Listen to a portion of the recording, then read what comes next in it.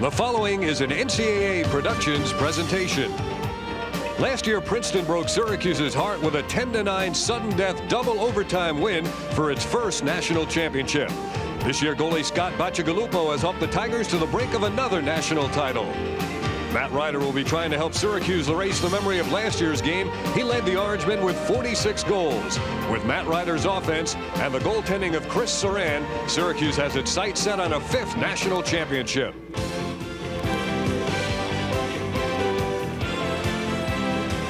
From the University of Maryland at College Park, it's the NCAA Division I National Semifinal. And today it's the 3rd-seeded Syracuse Orangemen meeting the number 2-seeded and defending national champion Princeton Tigers. Hello again, everybody. Dave Cohen along with Leif Elsmo, and welcome to the classic rematch of last year's championship game. Syracuse, a team that likes to go up-tempo, run and gun, flashy, against the team that I don't suppose will want to change their stripes, the Princeton Tigers. They dominate with defense. They certainly do, because they've got the best defense many people feel in the country, and it starts with the goalkeeping. Scott Bacigalupo, the best in the business, Division I first-team All-America. He'll be tested today, but let's take a look at the team from Princeton on the offensive end, because offensively, they are led by Kevin Lowe. And Kevin Lowe is a tremendous force on the offensive end of the field. He has 65 points coming into today. That's more points than anybody on the field. But the key is defense. And defense on this team is led by David Morrow. He's from Troy, Michigan, the best at that position last year. David Morrow's now a senior. He's cut off his ponytail. He's gone to the conservative look, but he hasn't lost a step in terms of his defense and his speed on the field. Now in terms of Syracuse, well, maybe they don't have the big names like they had in the past, but Matt Ryder has shown, at least on one occasion, he can be the sky rider. He can go air gate too. He can do it all. He likes to dive into the crease. You're right, but this is where the offense starts. They've got a lot of guys that can score on Syracuse. You don't know where to focus, but this is one of the places where you'll have to focus. Matt Ryder has 46 goals coming into today's game, more than anybody on the field. He's a goal scorer, and he is going to be tough to stop. But this team works and breathes off transition, and the transition primarily is going to start in the midfield with guys like Charlie Lockwood, a first-team All-American player who is impossible to stop when he gets a full head of steam. We can't talk about this game without talking about the goalie. Scott Bacigalupo is the #1 goalie in the country. He won the award this year, but a lot of people feel Chris Saran is very close, if not the equal. Both goalies are very tough. Bacigalupo has the reputation, but Saran has come up very big this year. As we look at Bacigalupo and then Saran is the one, a little bit underrated, but this year when they have really needed him to be the big stopper, he's been the guy to do the job. Last year, Princeton coach Bill Tierney said with only 1 day to practice, Syracuse might not have been ready for Princeton. They've had a whole week this time around. No surprises this year. Last year, Princeton's speed surprised Syracuse, so they got that big lead early on. This year, Syracuse knows all about them, and they want another shot. One more thing about Syracuse, they have a tendency to take a lot of penalties, and they've dodged the bullet numerous times. Can they afford that again? Probably not. Today we'll have to find out, but no mistakes on the Princeton end of the field. They like to get the opportunity to take advantage of mistakes the teams give them. We've got perfect conditions as Syracuse and Princeton vie for the right to meet North Carolina in the National Lacrosse Championship. We're coming back to College Park right after this.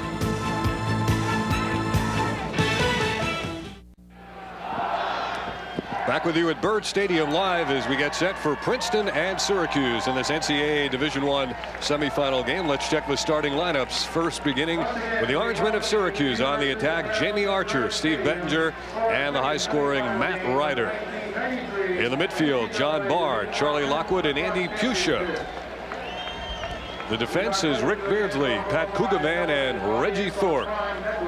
And they're playing in front of Chris Saran, 65% save rate. Now the Princeton Tigers. They've got Scott Conklin, Taylor Simmers, and Kevin Lowe on the attack. Tor Morrow, Scott Reinhardt, and Brian Tomio in the midfield. And there's David Morrow, Nick Lane, and Josh Miller, the Princeton defense. And they're in front of the goalie, Scott Bacigalupo.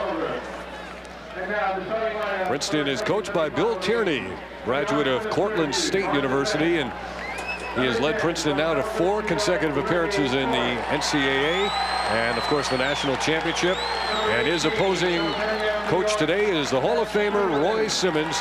He's been at Syracuse since 1970, and he was preceded by Roy Simmons Sr. for 40 years before that. And to date, the Orangemen have compiled a season with but 2 losses, losing to North Carolina and losing to Loyola of Maryland. And of course, those losses came early in the season. Michigan State was a win, so it was really Carolina, Loyola. Those are the 2 L's on the season. And Syracuse will tell you that they don't get a chance to practice because of the weather up there. They hardly get outside till that first game hits them. To go down and play Carolina is very difficult. They got 2 L's early on. Here, as we look at Princeton, tough game against Carolina, a 7-5 game. That's their only loss. And that tells you the kind of team they are. They have to dictate tempo. They need this game to be in single digits or very close to 10. If it gets into big double digits, it's all over for Princeton. Bill Tierney also mentioned that he thought this Syracuse team might be a little more, well, friendlier to one another. They don't look for anybody in particular, and nobody is all that concerned with his. A little more unselfish, no question about it. They used to have Marichek, the Gates, focal points on offense. Very special players. This year, great players, exceptional players, but more of a team concept and a team that is really focused on not revenge for revenge's sake, but they want another chance to beat Princeton. Well, if you can't be part of the action here at College Park today, you still can order the 1993 souvenir program just by sending $7 to NCAA Lacrosse Programs. The address is 904 North Broadway, Lexington, Kentucky 40505. This is the very same program that is on sale here today at Byrd Stadium. What a memorable day this has been for the college lacrosse fans who have gathered here. You couldn't ask for a prettier setting or more cooperative weather. Let's do a little bit of sketching on team attributes, what kind of style you're going to see here, Dave, because that's a big part of what we're going to watch. Princeton is the classic team. This is a team that plays position and plays patience on defense. They wait for you to make mistakes. They don't make very many mistakes. Syracuse is an exciting run and gun Houston Oiler type team, a team that likes to step up the tempo, a team that likes to run, and a team that plays high risk defense. They're going to go out and get the ball. They're going to give you some chances to score because they play the high risk. If you score 15, they think they can score 20. We could almost use the same analogy talking about a basketball meeting between the same schools. And there is the Princeton Tiger huddle around Coach Bill Tierney.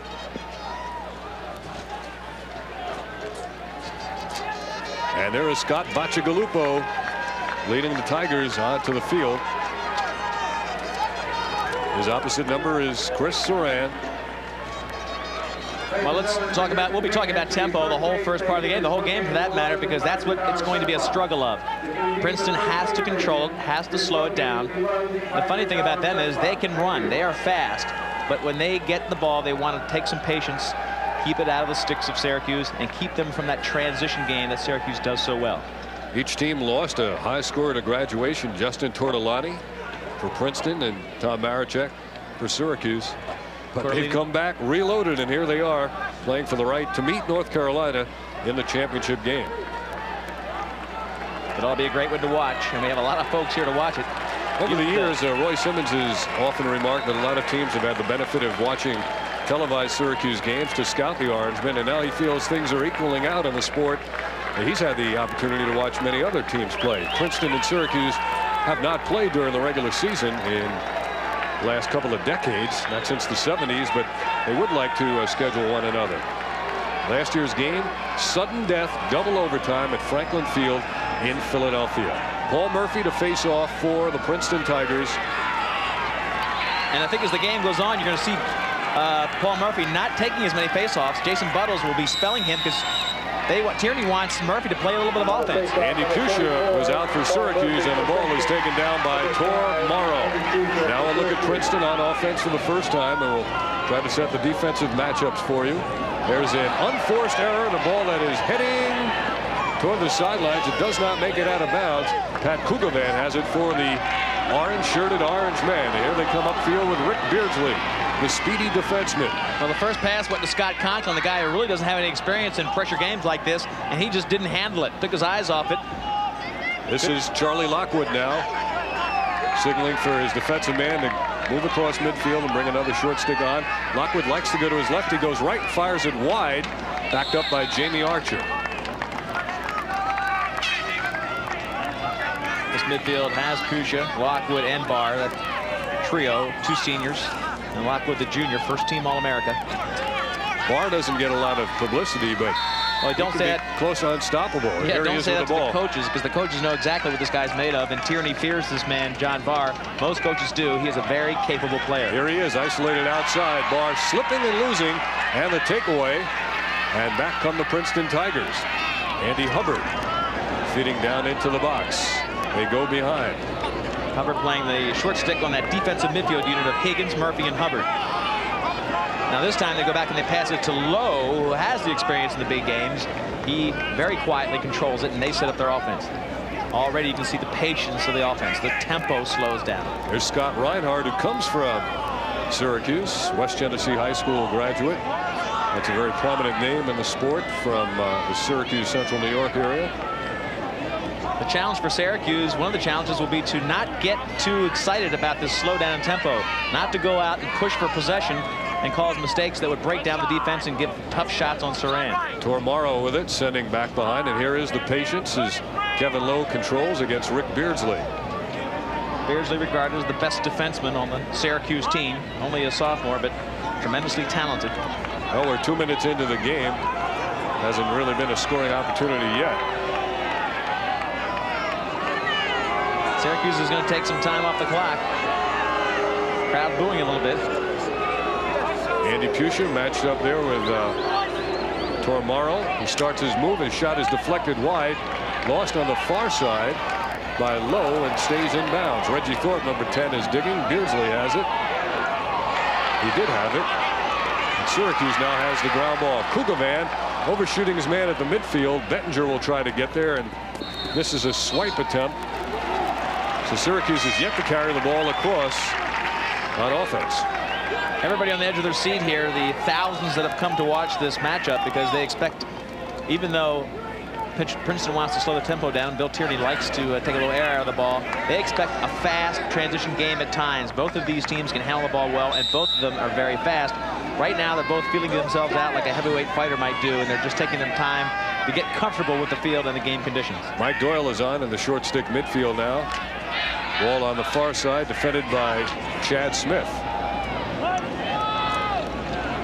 Princeton has had a couple of shots, none even coming close to the cage, being minded by Chris Saran. You'll see the referee wave his arm. That box defined by the dotted lines and the line to the right of the goal. It's 20 yards from the goal mouth. That box, 40 by 40 it turns out to be, is the goal area. And you've got to keep the ball in there. If you take it out of the box like they are now, you'll have 10 seconds to get it back in and continue the offense. Scott Conklin with it. He gave it up. And now Don McDonough.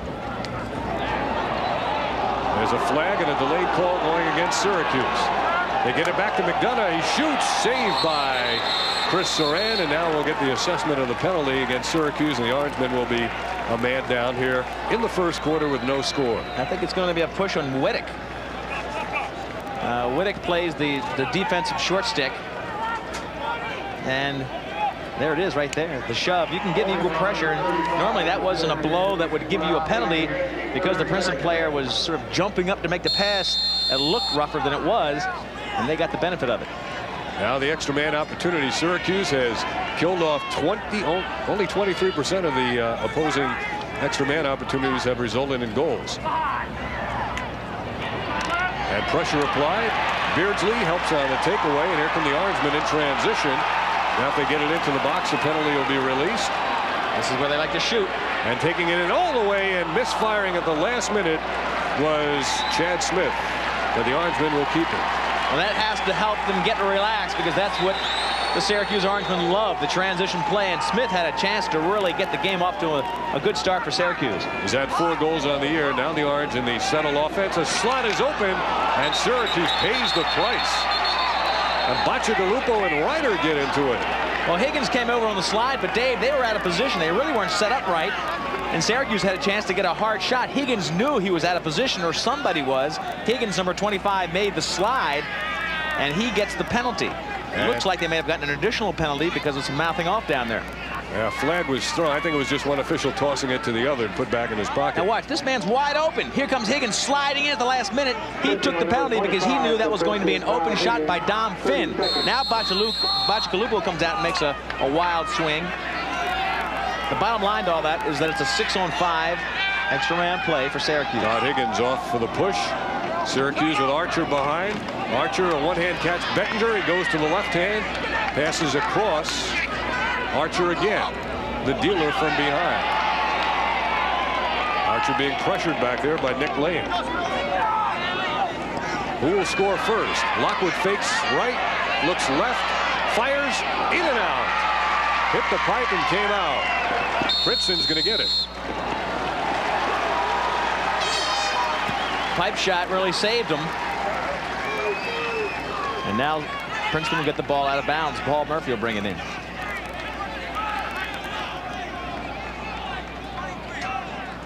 Syracuse sends on Hans Schmidt. Out of your picture now. He's at the midfield area. Easy to spot with a big knee brace. In the meantime, you're looking at Paul Murphy facing a ride. Archer will come back against Bacigalupo.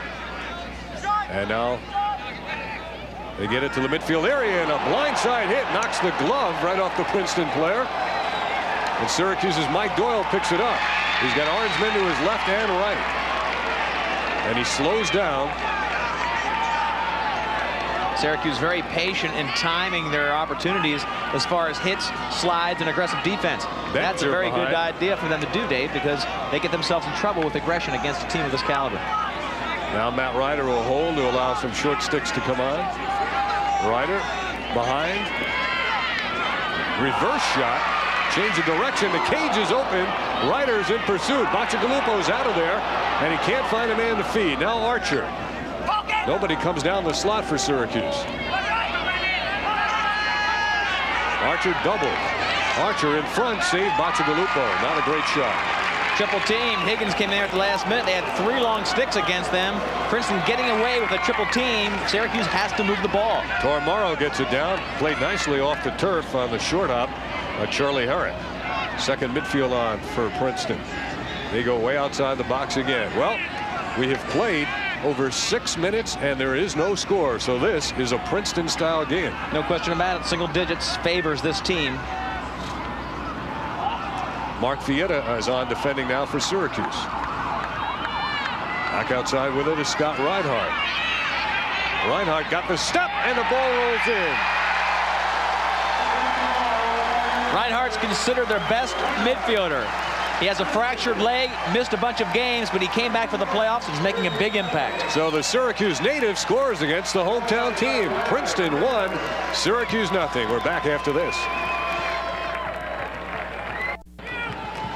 Back with you live at Byrd Stadium. Dave Cohen and Lee Felsmo. The NCAA Division I semifinal game. Princeton gets on the board first. Scott Reinhardt from West Genesee, right outside of Syracuse, comes down and shows his speed.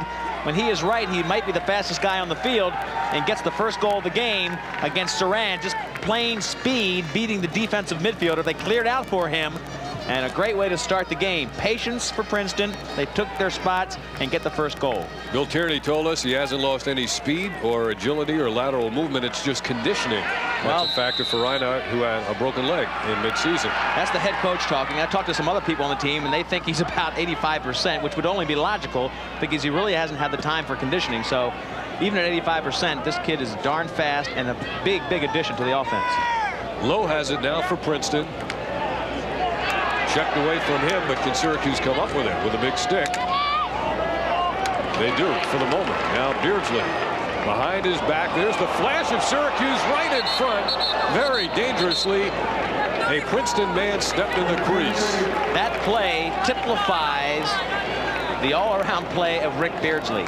He'll do the most spectacular play for you to get the ball, and then because he is so much of a great athlete, he'll do one of these and just drive a coach nuts. Flips it over, almost gives it away, and gives up an easy goal after making a sensational takeaway play from Kevin Lowe, one of the best in the business. Reggie Thorpe just got that pass away as he was checked from behind.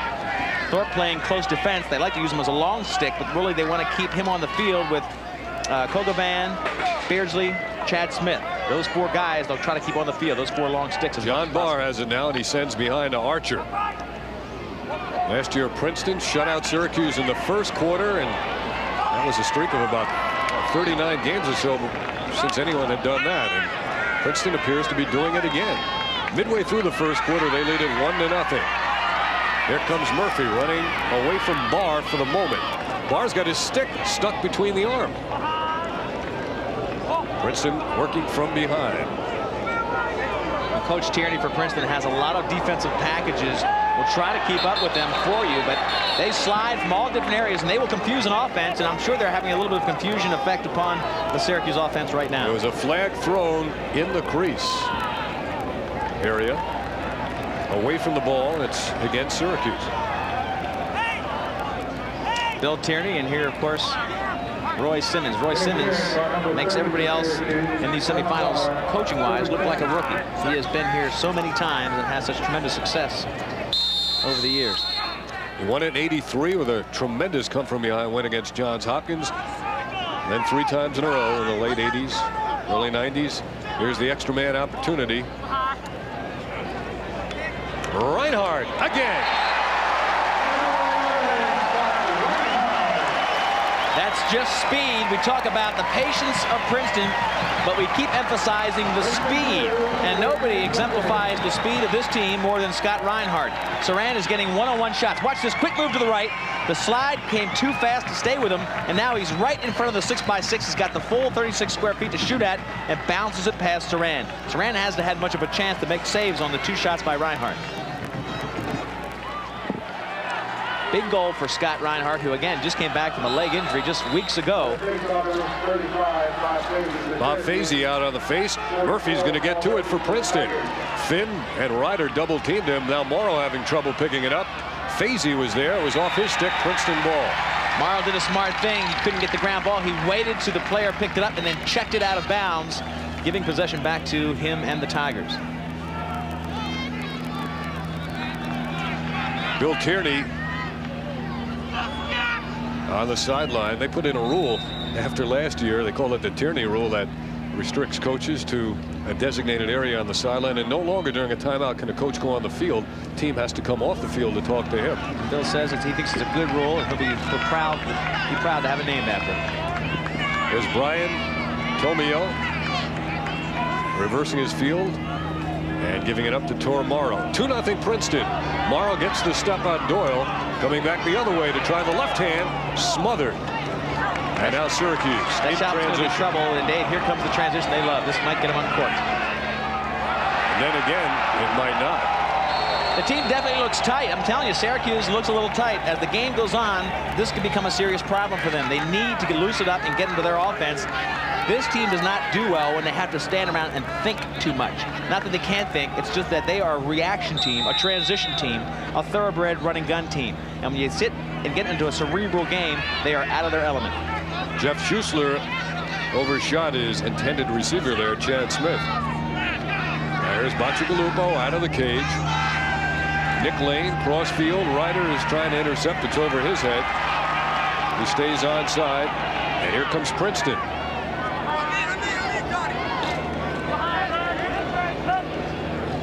Two-goal deficit is manageable. 3 goals could be tough, especially when you're not generating much. Big save for Saran. When you give him a chance, he'll make it. Princeton gave it up on the sideline as Thorpe went 1 against 2. Pretty good diving effort there on the sideline by John Burstein from Denver, Colorado. One nice thing about the roster here as we look at Saran, the roster of Princeton, is that they represent the country and the growth of lacrosse so beautifully. They've got players on there from Colorado. They've got some players on there from Michigan. Morrow, the best defenseman in the country considered, is from Troy, Michigan. Florida as well. Now here's Saran on a journey up near the midfield line. Don Finn had a chance to win the game last year in overtime. Normally a great finisher. Now behind, Archer feeds in front. Syracuse can't put a stick on it. It was Roy Colsey missing. And back to play it is Mark Fietta. You just get the feeling, Dave, that Syracuse is trying to figure out the defense of Princeton, and that's what Tierney wants them to do. Hard shot. Roy Simmons talked earlier in the week about maybe putting some shots on Bacigalupo from outside if they pack that zone in, but it doesn't look like a zone now. No, the big problem they're going to present for Syracuse is their slide package. They have a lot of different slide packages. You don't know where they're coming from. They're aggressive slides, but if you don't know where they're coming from, it's hard to take advantage of them. Archer's pass was into a crowd and taken away by Princeton. And now here they come back with Hubbard.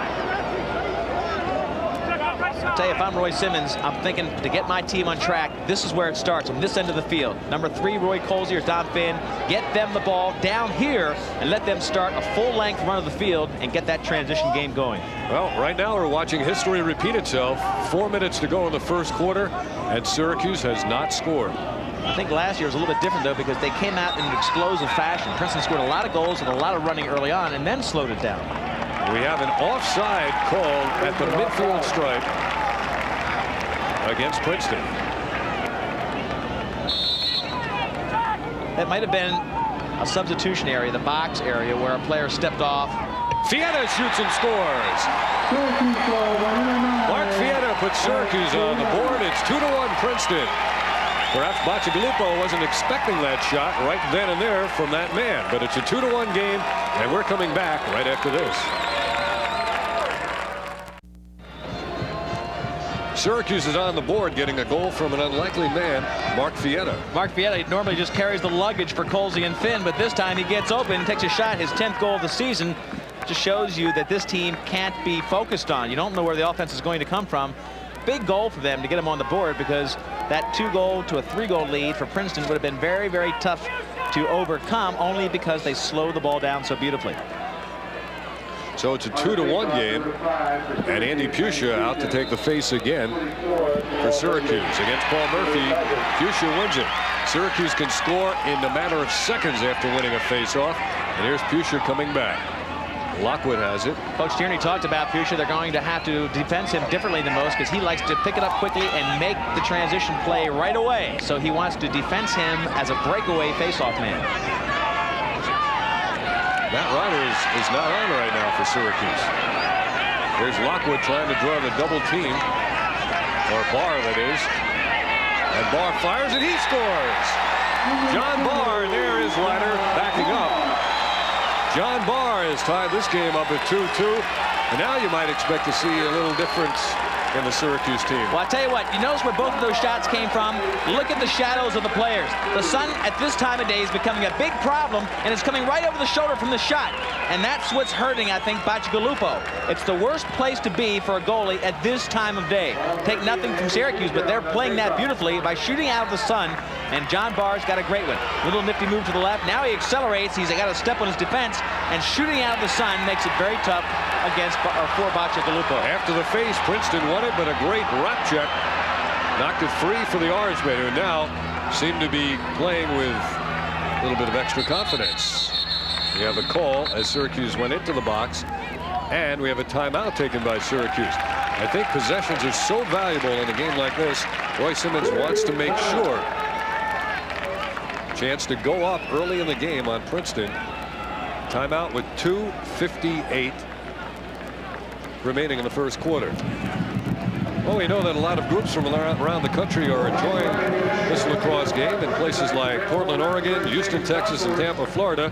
We'd like to hear from all of you folks who are watching today's action. So tell us where you're watching. Drop us a line. Care of NCAA Lacrosse, 6201 College Boulevard, Overland Park, Kansas. Dave, you ought to give him some reason, like give him a free dinner with you or something. If you send in a letter, call up Dave at his home up around the Syracuse area, and he'll take you to dinner. There's the Princeton Tiger Band. Well, those 2 goals, especially the second one, John Barr against Bacigalupo. Good crowd here. Couldn't be any better weather-wise, and everybody's taking advantage of it. But John Barr shoots out of the sun. Again, that's not a demeaning comment. This guy is a very talented player, but I think Bacigalupo makes at least one of those saves in those last 2 shots if he doesn't have the effect of the sun in his eyes. Very smart play by Syracuse, and they're going to be a lot more comfortable now playing with a tie game. Casey Donegan, who wears number 1, the smallest of the Orangemen, is on now. That could have been the reason also that Princeton was holding the ball maybe more than They might have. Just try to get the Sun, get the goal. Lockwood fires, and he scores. A screen shot as they beat Bacigalupo. Lockwood popped off, went behind the screen. And 3 shots in a row from that same spot with the Sun over your shoulder. Lockwood this time plants himself over there. Sun's over his shoulder, and a nice hard shot beats Bacigalupo. Far to Lockwood, and the left-handed shot does its job. Making goals while the sun shines. I'll bet you in the last 2 years, I bet you there haven't been any games where 3 shots turned into 3 goals against Scott Bacigalupo. Certainly not as quickly as that. Now the face again. Bob Fazy out for the Orangemen. Run down and redirected, and a jumping stop made by Bacigalupo. That was a pass back to him to get the team started. Now here comes Princeton in transition. 22 is Brian Tomio. Syracuse 3, Princeton 2. Well, one way to confirm how much of an impact the Sun has having on these players is to see what Princeton does when they get the ball on the other end on next quarter. Tomio still with it. Crowd wants a warding off call. His offhand was pushing the stick away at Fazy. Beardsley is the defender now. He tried to go around with a stick. That draws the flag against Kevin Lowe. So here's another example of Syracuse with their aggressive style.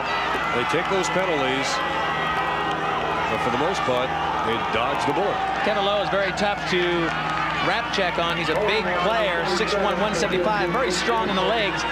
And this time Beardsley gets wrapped up in there, doesn't let that check go. If he lets that check go and stays right behind him, he doesn't get the call. But he stayed on the lock, and he locks down that check. He's going to spend some time in the box. Now here's the extra man opportunity for the Tigers. Reinhardt is on. He has both of the Princeton goals.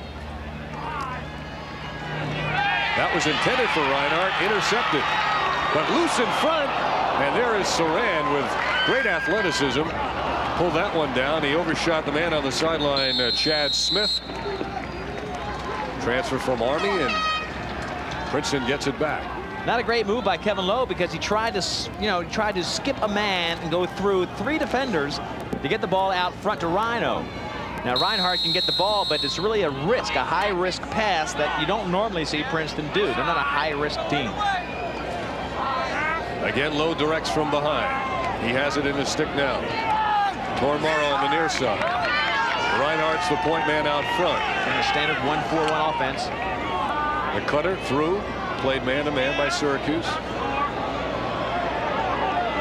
Now they're back to even up. Did you mention that, Dave? Teams are at equal strength in the final minute of the first quarter. Syracuse 3 and Princeton 2. All the other Princeton players have moved, you see, away from the crease area, creating an opportunity for a give and go like that.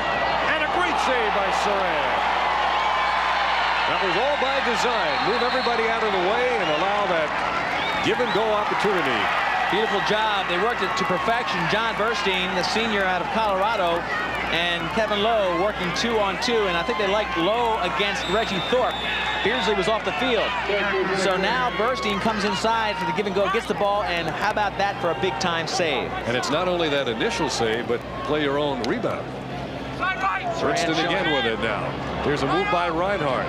He's yet to be denied, and that's a pipe job, and the rebound comes out to Syracuse. They look to move in transition. Wittick legging it across. Wittick now putting it in the shooting position, gives it up to Donegan. Donegan can't keep control of it, and Bacigalupo has it. Upfield he goes. Princeton moving in transition. Will they take it right in on the cage, or will they slow it down? Simmers. Here's a save by Saran. The rebound in front, and a shot that's wide of Saran. And that is the end of a very exciting and highly competitive first quarter with Syracuse on top of Princeton 3-2. We'll return right after these words.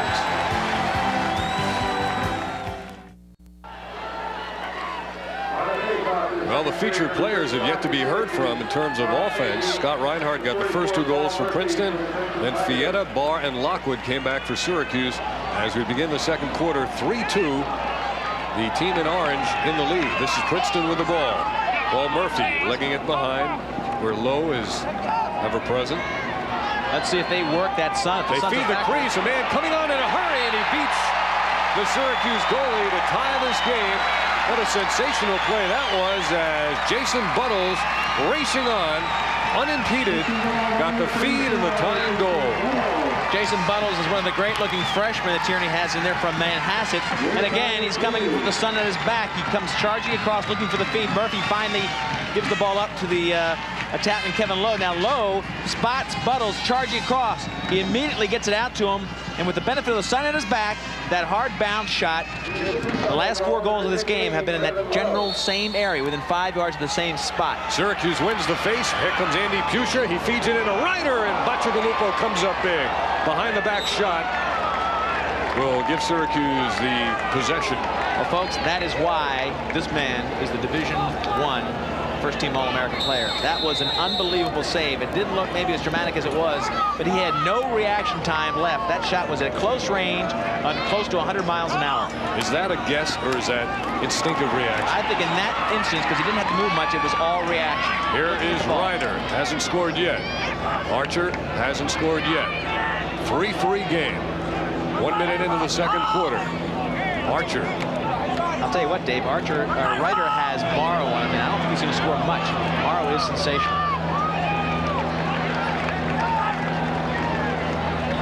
Archer playing patiently. Now they've freed him up. Now Morrow is still on him. Here's the matchup. Ryder against Morrow. Look at Morrow down in the crowd. Syracuse goes way outside. Played there by John Barr. He's got one of the goals. Now Barr has it, moving in from the left. Stop and go. And a fake, and Barr gets it again. And he goes low, and it's deflected. And Dave, the reason Barr is very active and he will be dangerous is because Higgins, the long sticks defenseman, the very talented number 25 for Princeton, is playing against Charlie Lockwood right there. Lockwood gives the ball up so that Barr can go against the short stick. Barr, they look for that screenplay, a man popping off again, but they couldn't hit him. So Syracuse showing extreme patience. Here comes Ryder against Morrow. What a matchup. Took one on the head. So it's a free shot coming for Syracuse. Ryder. Morrow can't believe it. He doesn't think it was a good call. Of course, lunge. I guess nobody who gets a foul call usually agrees, but Morrow disappointed that he got that slap check to the head called on him. Extra man play for Syracuse. First quarter stats, look at the faceoffs. Princeton doing a good job there throughout the first part of this game. Ground ball, Syracuse likes to lead in that category for transition and save. Syracuse, Saran being put to the test twice as many times. Nobody scoring an extra man at this point, so here's another chance for Syracuse to light it up. Right and close. Ryder couldn't get it, neither could Finn. The goalie has it, Bacigalupo. Bacigalupo made 2 diving attempts for it, where most goalies wouldn't even think about that dive. Again, his reaction time is incredible. That's Josh Miller with it, 35. And we get a timeout here, being taken by Princeton. One of those possession timeouts. They had the ball, they're a man down, they want to make sure they keep it. So there's a timeout on the field with the score: Syracuse 3, Princeton 3. This is an NCAA Productions telecast. Back in the first quarter, Syracuse took a timeout and ended up scoring right after it. Princeton now, in the 3-3 game, has taken a timeout. And they'll start with the ball out in the midfield area, but they're bringing Kevin Lowe out to get it. The great attackman. And Beardsley's getting ready to defense him. So that extra effort on the dive of Scott Bacigalupo. Here we go, 3-3 game. Working out of the sun. I'm going to keep talking about it because I really think it's an impact, having an impact on those goalies at that end. Let's see, the last 4 goals in the game have been scored at this end. And in that same general area.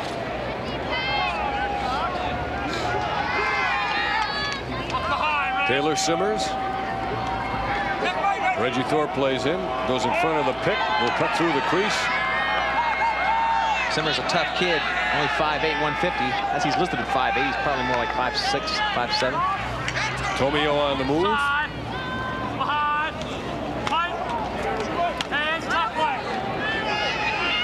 The screen was set up there momentarily. It's tough to deal with the screen and the sun. Not a bad shot to take by Brian Tomio. He's out there. He's got the sun there working on Saran. Coach is probably yelling, go ahead and take it. Beardsley is on low. Beardsley has tremendous talent, a little more patience this year than last year, which makes him even tougher. Reggie Thorpe tried to come over the top against Simmers. The ball comes free. Princeton has it again. Low angle shot. Good save by Saran. And Reinhardt Up front. They work it around beautifully. And it's knocked down by Beardsley at the defense. He knocks it ahead. And Syracuse is in transition now. Beardsley moving in toward the box. Beardsley will crank. And a save, Bacigalupo. Now he's in trouble. Beardsley has run the length of the field, and he won't have the legs to get back. Syracuse trying to hustle back. Hans Schmidt. And there's a high, hard shot by Lowe. Look out, he scatters some in the crowd. And that was a big opportunity, Dave, for Princeton, because Beardsley was caught down there. He was gassed. He was winded. The ball came back to Princeton on a fast break. They had a chance to shoot and hit the net. They just missed the 6x6. 3-3 game. Second quarter. Changing midfield, so they're just trying to slow it down a little bit as the fresh legs come on. This is Jason Buttles. He scored the last goal that tied the game. Well, Princeton has killed off the momentum Syracuse had when they scored 3 in a row. This is a midfield made up of McDonough and Buttles, both freshmen, with Charlie Herrick, this senior with a lot of veteran experience. Syracuse's defensive midfield is on. Schussler, Wittek. And the long sticks on Schmid. There's a little weave by Princeton, and that was a pass that ended up becoming a shot. Saved by Saran, and here come the Orangemen in a full gallop again. Reggie Thorpe brought it over. He'll head back. Now Ryder. I'll tell you, they look a little reluctant to run. That was a good opportunity where normally Syracuse, let me tell you, you watch them a lot. You see them up there at Syracuse very many times, and usually in that kind of situation, they're going to keep pushing that tempo and go for the fast break. Archer being denied entry to the crease area. And talk about being denied, Morrow is shadowing Ryder and trying to really deny him the ball. He's playing a very, very close, tough defense on Ryder. Here comes Finn. He makes the move. He draws a triple team. Somebody's open, and Colsey misfired. Defensive breakdown on Princeton. They left Colsey wide open. He just missed the goal. Well, they tripled on Finn, and he found the open man. Now Colsey outside to play it. Gets a step, switching to the left hand. Here's a shot to score. Upper left-hand corner. Let's correct. That's Fietta who scored. Mark Fietta shoots left-handed, diminishing his angle from the left, from the goalie's right, but really hit the mark. Tremendous accuracy. Fietta, sophomore, with 9 goals coming in, having a pretty good day as he beats the midfielder out front. Just takes that left-handed shot. He wanted the left. Beats the best in the business, Scott Bacigalupo. It's only the second time this season Fietta has scored 2 goals in a game. And that's that second midfield. Putting a lot of production in today. Fazy and Finn. Lockwood. Finn's going to get it. Going behind the Thorpe pick. He slipped as he passed, but it's played by Chad Smith. Now Smith contending with Morrow to the far wing. Shot, save, Bacigalupo.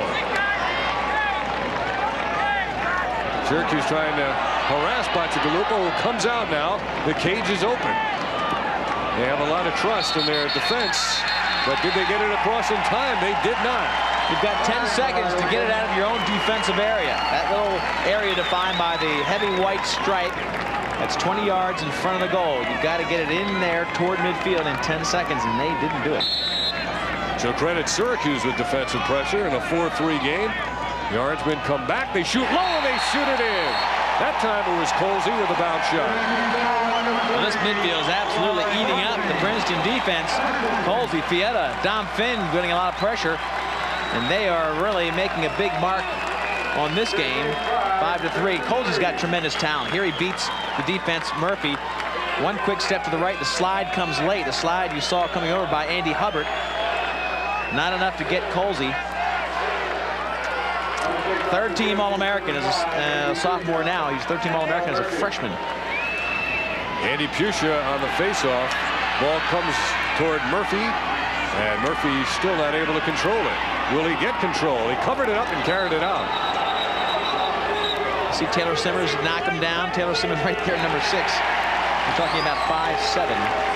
Leaf, this being the second game of the day, and later in the afternoon the sun has baked the field, and the area in front of the cage, I would guess, has got to be a little thinner, a little harder, so a bounce shot might be a little tougher to contend with. It's true, though, which is really maybe what the goalie would rather have. They know if it's a hard surface where the ball is going to bounce. It's a true bounce. When you have irregular surfaces, a little bit of wet surface, some softer spots out in front, tougher to read, tougher to know what spot it's going to hit. I think the goalies would rather have a totally hard surface so they can be very confident where that ball is going to bounce. 5-3 Syracuse, biggest lead of the game for the Orange men. Princeton had an early 2-0 lead. Lockwood gets the step and fires. There's the laser, Charlie Lockwood. Oh, they're starting to blaze them in now. That same spot that Colsey shot from. Colsey bounces one low, and that one, laser, was very accurate description of that shot. Charlie Lockwood, All-American midfielder. Watch, high and hard, and right past Scott Bacigalupo, who looks a little bit unsettled. And Princeton is going to take a timeout as they have fallen behind 6-3. And this crowd. Isolation on Scott Bacigalupo. He watches that laser shot hit the net. Really not much to say about it when you get that close with that much velocity. The crowd has really gotten into it behind the Syracuse bench. 6-3 will return to Byrd Stadium right after this. The game, there is a 3-goal deficit. 3-goal margin for Syracuse, a deficit for Princeton. Andy Pusha has been taking the majority of the faceoffs for Syracuse in this game. And he gets the ball back. Well, one thing's for sure, I can't talk about the sun in those last 2 shots. Those are just great shots for the goalie, from the goalie, or to the goalie's left side. Pusha gets the pass away as he's hit. Bettinger outside now. Reinhardt got the first 2 goals for Princeton.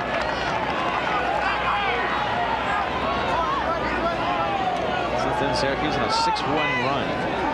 Here's Bettinger. Man popping out. And now they finally throw it to his way. It's Fred Amaya. So Syracuse comfortable enough now that they're running a little bit of a third midfield. Amaya, there's that pop-out play, and Ryder's shot is wide. Back up. Here comes Princeton now. From behind, Archer tries to check it away from Nick Lane. Unsuccessful. Nick Lane, 6'3", 195, a sophomore who really has done a great job along with Josh Miller. There's a nice 2-on-1, and they fire it wide of Chris Saran, who hasn't had anything to do in the last couple of minutes. Princeton has really been missing the cage a little bit here since those first early moments of quarter number 1. Well, also Princeton now is kind of caught up in Syracuse's style. Kevin Lowe, played by Beardsley, gets in front of him. He was held. Calling hold on Beardsley. I thought he did a pretty nice job. Kevin Lowe is a tough one to handle. Again, 175, 180 pounds, 6'1". Look at the strength in Kevin Lowe's legs, and that's where he gets all his strength for driving. Beardsley just rides him into the crease, gets called for the hold. There's a 1-on-1 move with Lockwood defending.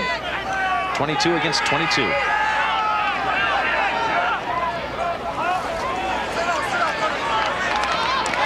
And another shot that bounces way wide of the cage. Really has been a problem for them lately, hasn't it, Dave? They haven't really put pressure on Saran. They've been missing the cage. Did you see that? On the sideline, Reggie Thorpe and Taylor Simmers. Princeton will keep it. Reggie Thorpe called for the push. They've had the advantage of the sun and really haven't had a chance to get many shots. Tierney trying to get the offense the way he wants it. Sideline play again. Thorpe drives out Taylor Simmers. Syracuse has scored 3 straight goals in this game. We're under 6 minutes to go in the half. Of course, the key to that for Roy Simmons is his team gets more comfortable. They handle the ball better. And when they handle the ball better, the transition game starts getting in full gear.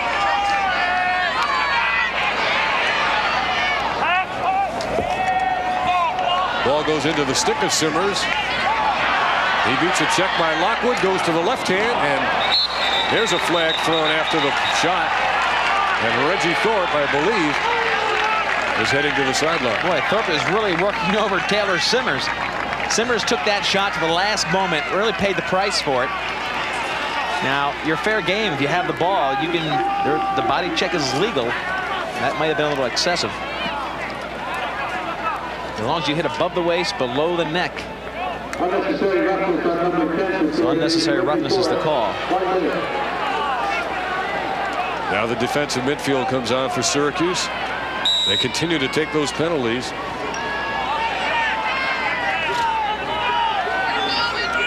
Princeton has to make them pay for it. They need one here. They really haven't had a good shot in the last 10 minutes.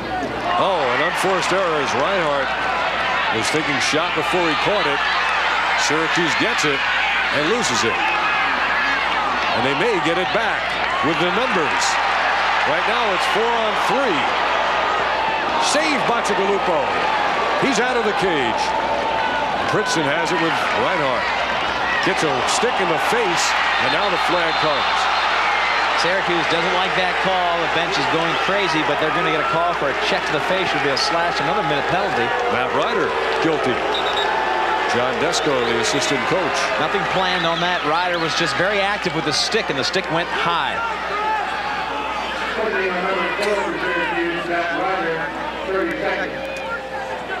Syracuse had a 4-on-3 break.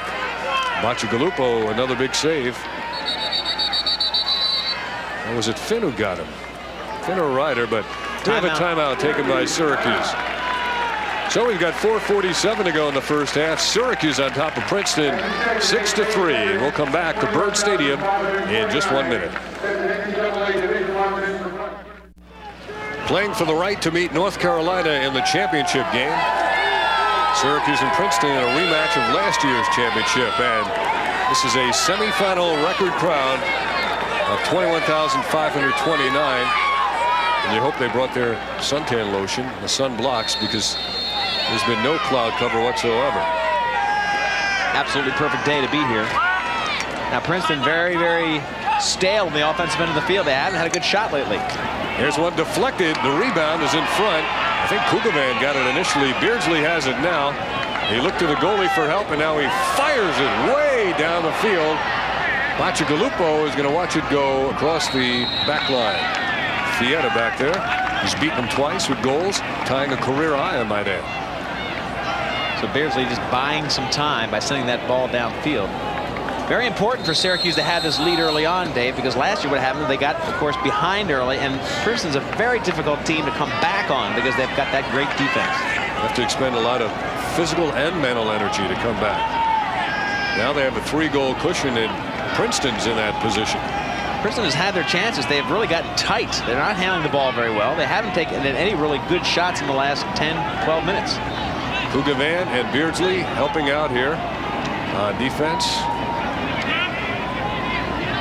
Syracuse really challenging them. And they look much bigger, at least this matchup right now. There's Fietta defending.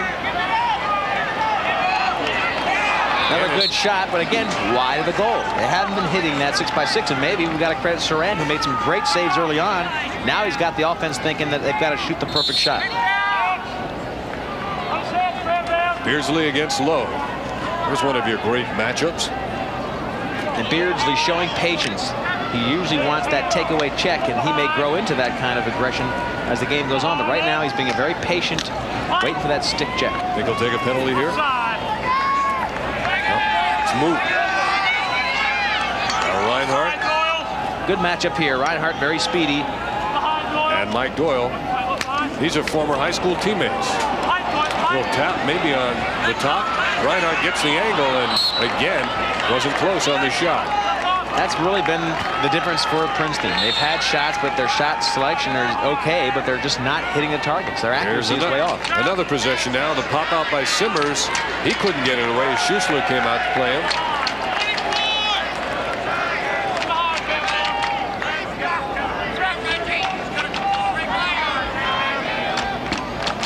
I have to credit Syracuse by showing great patience here on this defensive end. This is not characteristic of them. It's really paid dividends. They're not being overly aggressive. Tormaro spins free, and that one is stopped. Something hit the pipe. It was either the stick of the goalie or that ball. But Saran has been very difficult to beat, helped by some inaccurate shooting, and maybe he's caused it by being so tough to beat. Watch the ball go to our right, his left. Boom. He may have gotten a piece of it, but the save was made. And Beardsley was in to cover the wide side of the cage. Only 2:24 left in the second quarter, and Princeton really letting a lot of opportunities go by. They're going to be haunted by that because they've had great shots here with the sun in the face of Saran and have not really gotten any goals to show for it. Saran and now Colsey in the midfield area. Princeton not challenging Syracuse that time. Higgins goes to Colsey. That leaves Barr against the short stick Murphy, and that's the matchup that Simmons wants to try to take advantage of. Outside, Finn dribbles it once. Maybe he likes this better. Working against Hubbard. Right. Finn tried to go right, couldn't go. Nearly slipped. He's going to be doubled. Gives it up to Colsey. He comes in. He bounces his shot. Higgins made an early slide, Dave, and he almost had to pay for it by letting Colsey come in one-on-one against Bacigalupo. Here comes Ryder, who's not been heard from. Morrow is on him.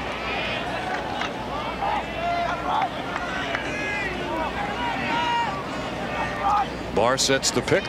Finn goes off of it. Now they give Finn operating room on the left. Dom Finn will give it up to Barr. John Barr. Archer. Bacigalupo with a save on Donegan. Now a pass or a shot? That's a pass. Princeton ball.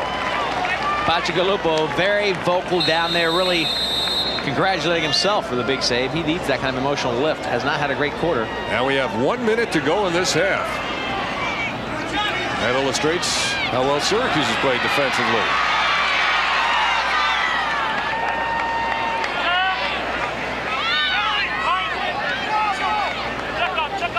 It's Charlie Herrick, 18. Now Simmers behind on Reggie Thorpe.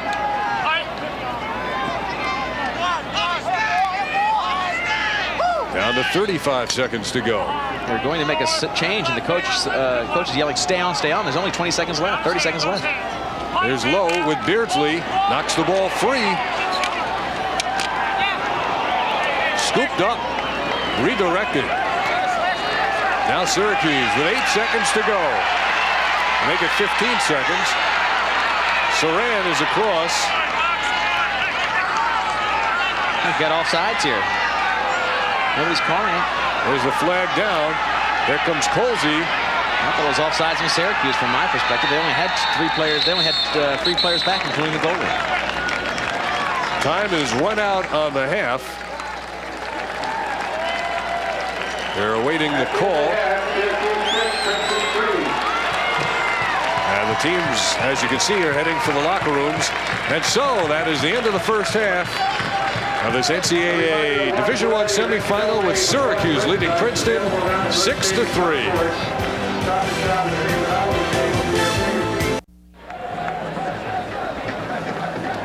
Syracuse and Princeton. A year ago it was 10-9, double overtime, sudden death. Princeton won it. Here at the half, Syracuse leads Princeton 6-3. North Carolina won the other semifinal game by downing Johns Hopkins 16-10. Carolina was down 7-5 in the half of that game, made a tremendous turnaround of it in the third quarter, and now Princeton will be faced with trying to do that. Well, Princeton fans look like they have plenty of hope left. I tell you what, 6-3, everybody's in this game. Tierney knows he has to get his team to hit the goal. They've been giving Saran, who's had a great first half, too much credit. You've got to put the shots on the goal. Last year at halftime, Princeton led 7-2. We just talked about that. One interesting fact about the first half, Dave, we've got 9 goals scored. No attackman has scored yet. During the season, these 6 guys scored 140 goals. Nobody has been able to score yet from the attack position. Does that tell you it's a standoff between the close defense and the attack? It's been a good defensive struggle won by the defense, and the coaches are initiating offense from out in front. Fuchsia and Murphy as the second half begins. Murphy comes up with it. He went down a couple of times, and there is a whistle. And a violation that'll give Princeton the ball. And quickly they mark it ready for play. A swipe attempt by Ryder at Murphy. Pusha with a unique takeaway. Wrapping around behind him. I can't believe he got away with it. From here, you heard it smack something. The referee was right there, so it must have been a clean check. That was fabulous check. I don't think I've ever seen that. The rap check has become part of the arsenal. All defensive players in the midfield. Now Princeton trying to draw first blood here in the second half. Syracuse applying the aluminum liberally. Beardsley legally. Kevin Lowe can protect the ball very well in the feeder position, but Beardsley is really working him over. And I've got to give Beardsley credit. He likes to take it away, and he's not being tempted to do that. As long as he just keeps Kevin Lowe at bay and working him over, he'll be successful. Here they are again. 47 is Beardsley. The man with the ball is Kevin Lowe. This is a big step in maturity for Beardsley, who's really heretofore been pretty much of a loose cannon. Great talent, but you just don't know what he's going to do. Kugavan and Conklin. Conklin got free, comes in, and there is Soran down for the save. It stays in bounds on this grass field. Barr coming into play it off the turf. Nobody can outrun Barr in the open field. And now here's Lockwood. Trouble. Lockwood down the middle. He's got the ball on the left. He feeds and a shot to save. Bettinger against Bacigalupo. Princeton ball. Well, Bacigalupo went diving out and sprawled himself out just enough to nose out Bettinger. Now the man who is closest to the ball as it goes out of bounds on a shot gets possession for his team. Only on a shot, and that's why the dive by Bacigalupo.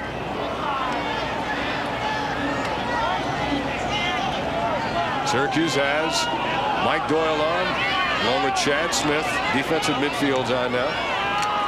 Tomio and Tormaro. There's a push. That's going to go against Mike Doyle, 23. Pleads his case, but it'll be to no avail, of course. All right, we haven't had an extra man goal yet.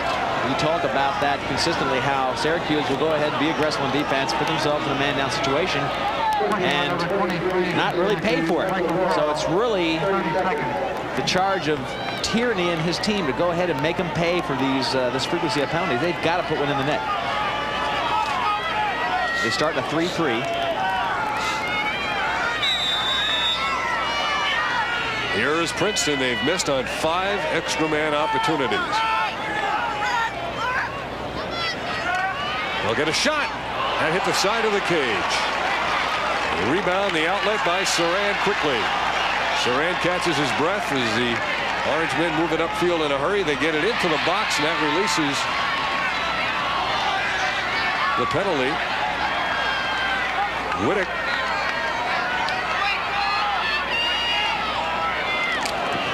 Loop behind. Ryder hasn't scored. Archer hasn't scored. Bettinger hasn't scored. There's a shot that Syracuse will keep. Well, go back up in your mind and think about the shot that they took on the extra man. It was Tormaro taking a right-handed shot from the goalie's left, which really gives him little or no angle.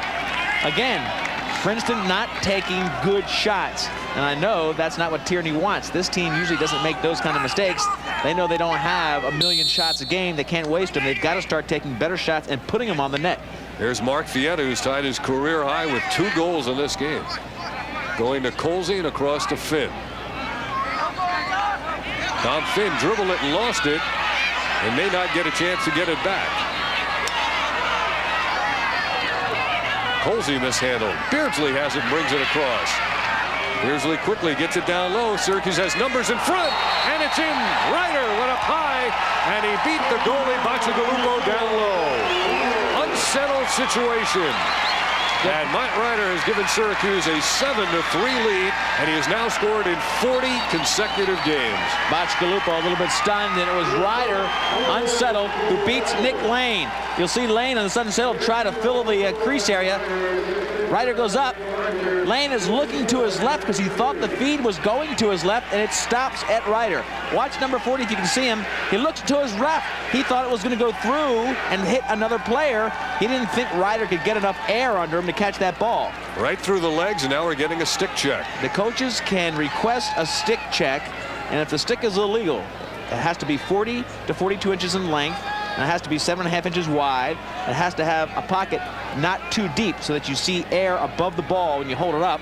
and the ball has to be able to be dislodged easily. It has to roll out of the pocket, and they're looking at the curvature to make sure that's legal too.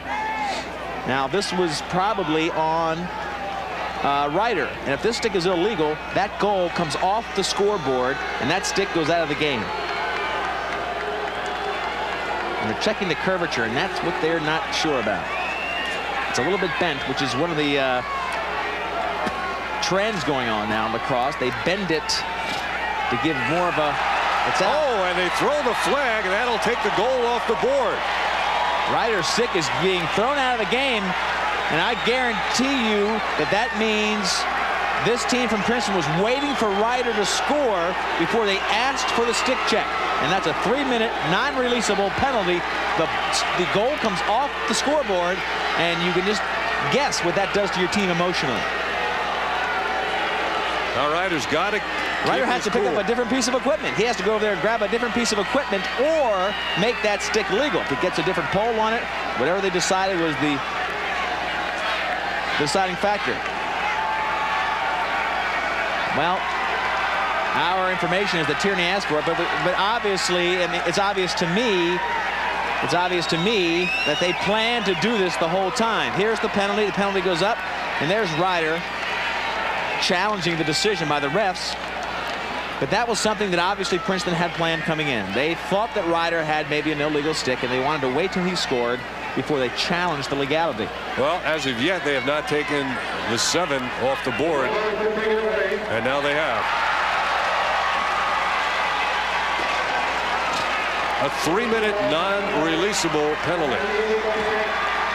And so, as of now, officially, he has not scored in 40 consecutive games. He's on 39 and still holding. So look what this does to the game. Instead of a 7-3 game, now it's 6-3, and they have an extra man. It could be 6-4 in a moment, a 2-goal swing. Now, let me explain something to you. If that stick was legal, then Tierney's faced with the challenge of calling another stick illegal, and if another stick was legal, he'd get a penalty against him that would put Syracuse up. And now Syracuse has to kill off a 3-minute penalty. There's a flag.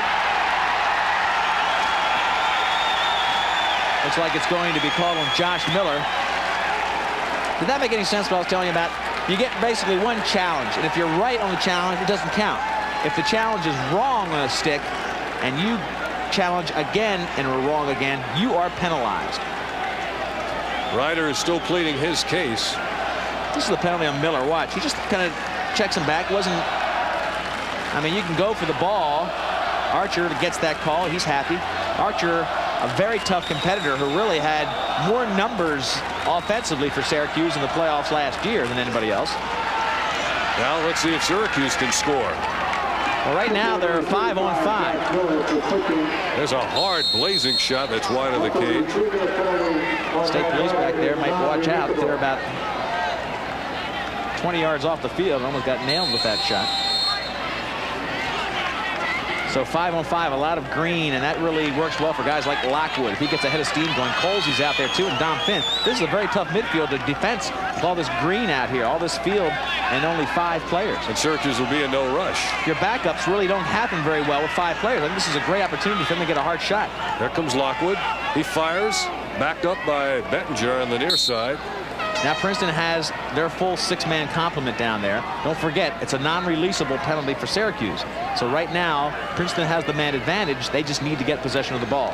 They will try to double, but you have to be careful that you don't do it at the wrong time, because Syracuse will make you pay for it. Dom Finn has it. He'll draw the double. In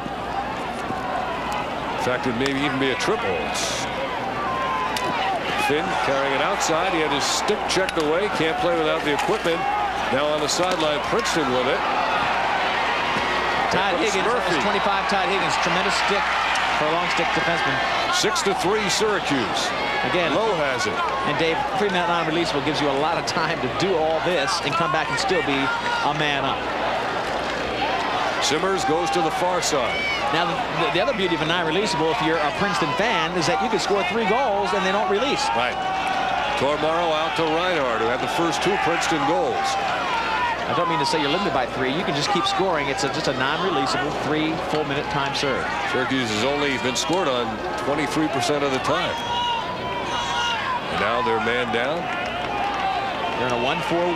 Reinhardt bounces one, and there's the big save by Saran. The quick outlet played at midfield by Lockwood with a head of steam. Lockwood is brought down from behind. That'll draw a flag. They play on, and Colsey left-hander saved by Bacigalupo. They almost scored man down. Colsey's mad at himself. He had a great shot at the far side. He could have put a little more mustard on it. He didn't, but a push on Morrow, and now even things up again. It'll be 5-on-5. Syracuse has handled this beautifully, and Saran so far is the hero. It all starts at the defensive end of the field. Watch Saran go down and just gobble this thing up.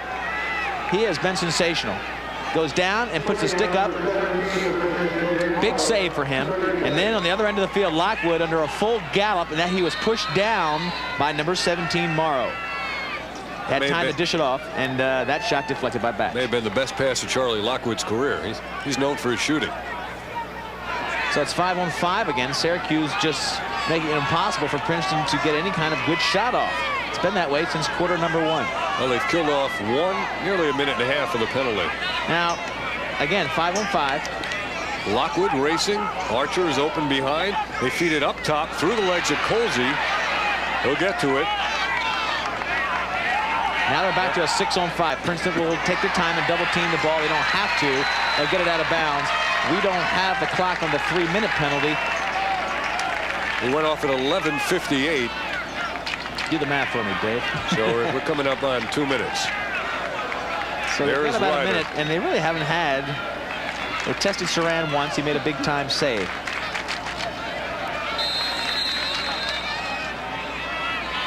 Now, what kind of emotional lift this would be for Syracuse if they could just turn back the offense of Princeton and come out of this with still a 3-goal lead.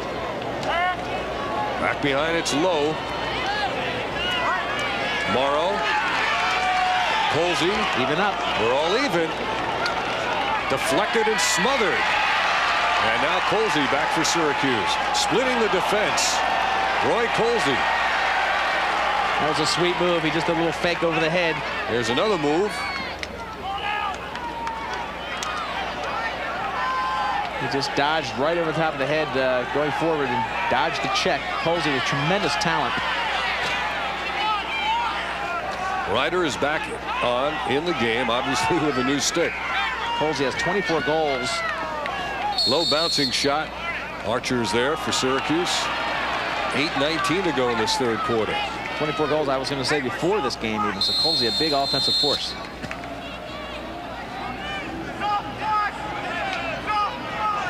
Outside John Barr. That's not the matchup Syracuse wants. You got Higgins really working them over. They give it up. Fietta getting a step on Morrow. They feed in the crease. Colsey had it knocked away, and that ball's going to go out of bounds. Princeton will have it. Nice check by Brian Tomio. Came over there and just checked it right out of the stick of the Syracuse player. And out of bounds to give him possession. But the possessions really haven't mattered for Princeton because their offense has not generated any kind of pressure for Syracuse. Anytime they do get a shot off, either they're missing the goal or Saran is there to gobble it up. 2 goals to start the game. 1 goal since. Here come the Tigers. Here's Morrow, the defenseman who can fly. Well, that's the kind of thing. He's trying to ignite something, and he's one of the leaders on this team. So, as a captain, he wants to bring it down there and get that offense cooking. Jason Buttles, 34, had the last Princeton goal. That was about an hour and a half ago. Seems like an eternity. It's been total Syracuse. Here's a chance and a save. Tremendous save by Saran. So far, the MVP of the game is Saran, not Bacigalupo. He is keeping this game a 3-goal lead for Syracuse. Reggie Thorpe hung that stick, and they got him from behind. Now back comes Princeton. Nick Lane. He gets it off on the far wing. Here comes Morrow. Morrow whips it ahead. Heads back across. 7 minutes to go, third quarter. We have not had an official score in this third quarter. I think Princeton should go ahead and try to move a little more on offense, not only foot speed wise, but go ahead and move that ball in the air to get something going. What's that call going to be? That'll be a hold. They actually Whittick pulled Simmers back down to the ground, and with possession, that should cost him 30 seconds. Watch this corral. What it comes over with the check and then just doesn't release. It's still 6 on 6, so that was a technical foul. They said the ball was loose.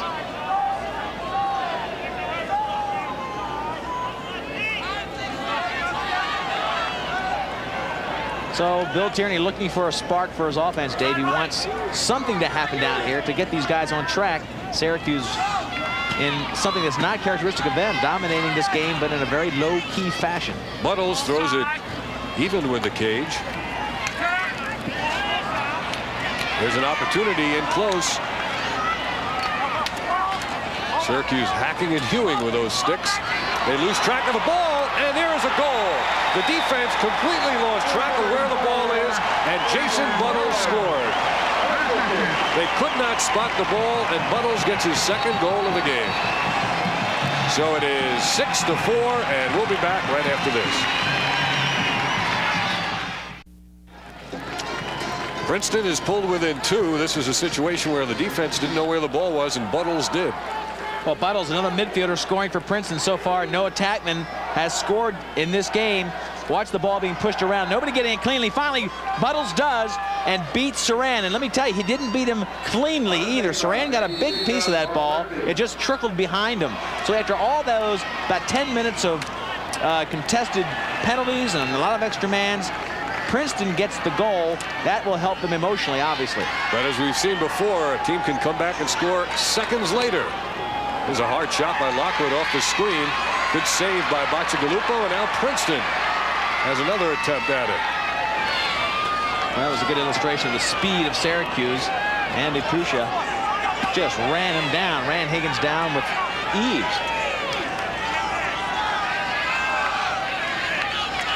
6-4. 5 minutes, 25 seconds to go. Here's Tomio's shot, and there was no backup that time. Kind of thing you won't see Princeton do a lot. Tomio came down, took the hard shot. We've seen him either miss the goal or Saran makes the great save.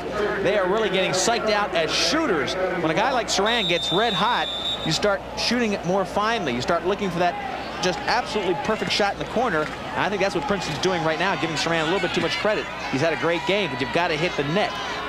And not to back it up is something that you won't see Princeton do twice in a game.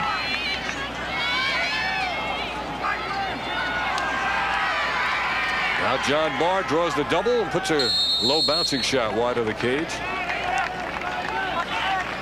See if we can pick up what Ryder's using as a stick. You see him trying to get a good sense, good feel for it. That illegal stick can't come back into the game unless he would change the handle or change the whatever was the officials were objecting to. Does he get to keep it after the game now? He gets. I think he can bring it back in as long as he corrects it. Here is Ryder backing down against Morrow. Takes him down. So I can only imagine the conversation on the sideline. Morrow saying to Coach Simmons, when I get back on that field, let me go one-on-one with Mr. Morrow. I think he wanted this big time. Ryder, a lot of goals this year, a tremendous season that he's had with 46 goals. He wanted, I think, to go one-on-one with the great David Morrow. Here he is powering in, and a hook there in the non-release will be a hold call with possession, 30 seconds. Ryder looked back at him.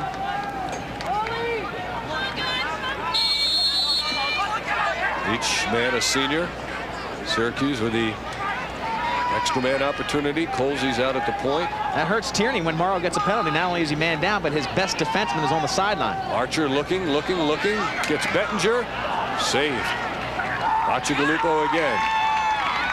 Outlet it to Murphy. He looks comfortable, Dave, doesn't he? Bacigalupo looks comfortable. If the offense for Princeton gets cooking, this could be a real tough game to finish. Nice change of direction by Murphy, but Lockwood runs him down. 4 minutes and 10 seconds to go in the third quarter. 6-4. Regulation time, to remind you, last year, these two teams in the championship game, 9-9. We're sort of on that pace right now. Misplay near midfield. A big scrum now. Somebody pushed. Princeton will get it. Tierney pretty calm for what's going on inside of him, I can guarantee you. And Roy Simmons has been in a lot of these games. Oh, good defense just in time. Saran pulled it down quickly to the midfield area. He's got Chad Smith, who runs well, switching hands, feeding Bettinger. That's a pass. Princeton's going to get it back. Well, Bettinger may have had the same problem with the sun the goalies are experiencing down there. He had to look up in the sun to pick that high feed off and to go ahead and try to get it on goal to challenge Bacigalupo. Scott loops it ahead, misplayed and out of bounds. Boy. A valuable loss of possession. Tomio. Coach Tierney is going nuts. This team is tight.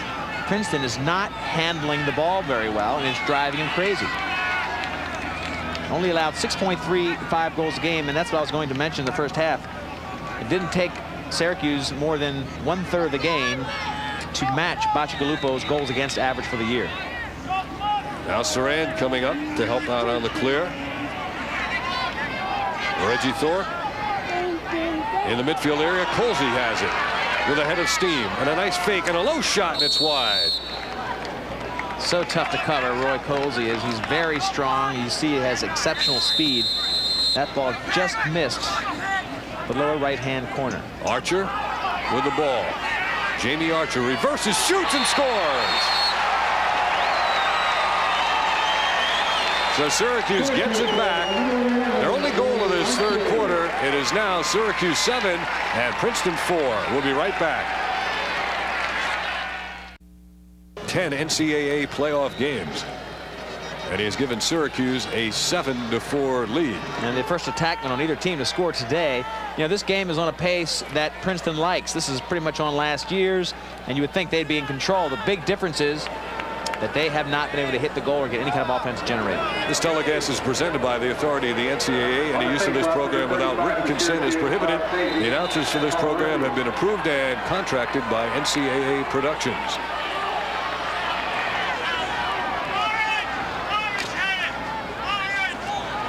Finally, Dom Finn pulls it down. He spots Bob Fazy. Overrunning it for the moment was Amaya. You know, in that timeout, Dave, I'm looking at the sideline wondering about some comments that Bill Tierney gave you and I yesterday. I'll talk about that more in a moment. Princeton back on offense. Murphy outside, pair of 44s. As they slow it down, what I want to say is, remember how he was talking about he can't get his team fired up? He wants to get them energized about this championship, and he can't see any emotion. Yesterday, he was trying to get them juiced up and say, look, you guys, this is the beginning of the national championship weekend. You've got to get fired up. He just says they don't have that in them. They are a very business-like team. I think that's the kind of emotion he's trying to get out of them right now. There's Dom Finn with a move. Finn draws a triple team. He still has it. He shoots and scores. Spectacular move by Dom Finn. He beat a triple team, and then he beat the All-American goalie. And it's 8-4 Syracuse with 1:54 to go in this third quarter.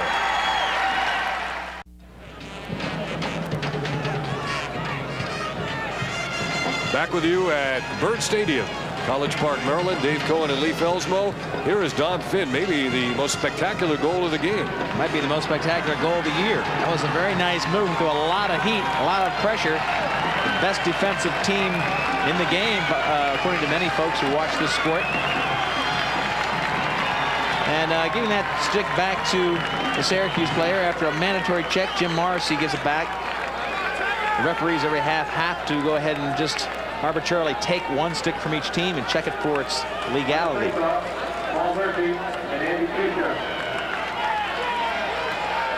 And just as a point of note, if you hand that stick to him and adjust it in any way as you're handing it to him, the stick is deemed illegal. Andy Pusher wins the faceoff late in the third quarter. Feeds Barr. He's got an angle and he scores. He went low and he beat Bacigalupo. And the bulk of Syracuse's goals have been that end of the field. That end of the field, that nice sun behind their back makes it tough for Bacigalupo, but let's give them credit. When they are moving, and this team is in transition, they're very tough to stop. He knew exactly how he wanted to shoot this one. Watch how low he goes. I think it's just real hard to see over there. Now, they've scored from different parts of the field, but that is a very tough place for Bacigalupo to get any kind of read on that ball. Syracuse getting plenty of goals to win this one, and Princeton having a tough time getting any kind of offense generated. Pusher scoops it up. I'm not sure I saw that one on the replay. Now Lockwood, 9 for Syracuse. Buttles tried that last face-off. They're trying to work Murphy into more of a rotation to get something going on offense. A big third quarter for the Orange men. They feed it in the crowd. Oh, a garbage type of opportunity there for Jim Morrissey.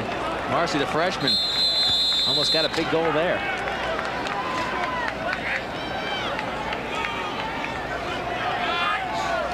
The big matchup, Ryder and Morrow on the crease right now. They're trying to keep Morrow off the ball. That rolls right in the direction of Bacigalupo. He outlets it now with 1 minute to go here in this third quarter. Syracuse has increased their 6-3 halftime lead now to 9-4. And they also had a goal taken away on an illegal stick. Defender falls down. And a goal. The defender fell down, and Taylor Simmers able to come in front and beat Chris Saran. Well, this is the kind of energy that Tierney's been waiting for. This team has been sort of flat-footed for half the game. Since the first quarter, they really haven't even moved fast. Well, look at Simmers here putting a nice dodge, a roll dodge on Thorpe, and he rolls outside, nobody on him, and applies 2 or 3 fakes. And that shows you what they think of Saran, who's having a tremendous day. He thought it would take him 2 or 3 fakes to beat Saran, and it did. He gets the goal. Fazy and Murphy for the face. Fazy wins it. He almost had a chance to break away. He popped it in the air to Finn. 9-5. A real working man's kind of game. Now Beardsley is across and into the attacking zone. He'll head for the bench. Actually, that was 43, Chad Smith. Low shot and another Syracuse score. It's Roy Colsey. Well, Bacigalupo not stopping much. Syracuse now real confident that their shots can go ahead and find the net. Colsey's got the full arsenal of shots. Strong right, strong left. Very powerful runner. Watch here, he gets a little bit of a juke move, goes left in the outside roll, and then comes over the top, which is a great way to shoot, because if you miss it, it's going to have a second chance to bounce up and find the net. Coaches will much rather have you shoot the overhand shot than the sidearm, and Colsey did it perfectly there.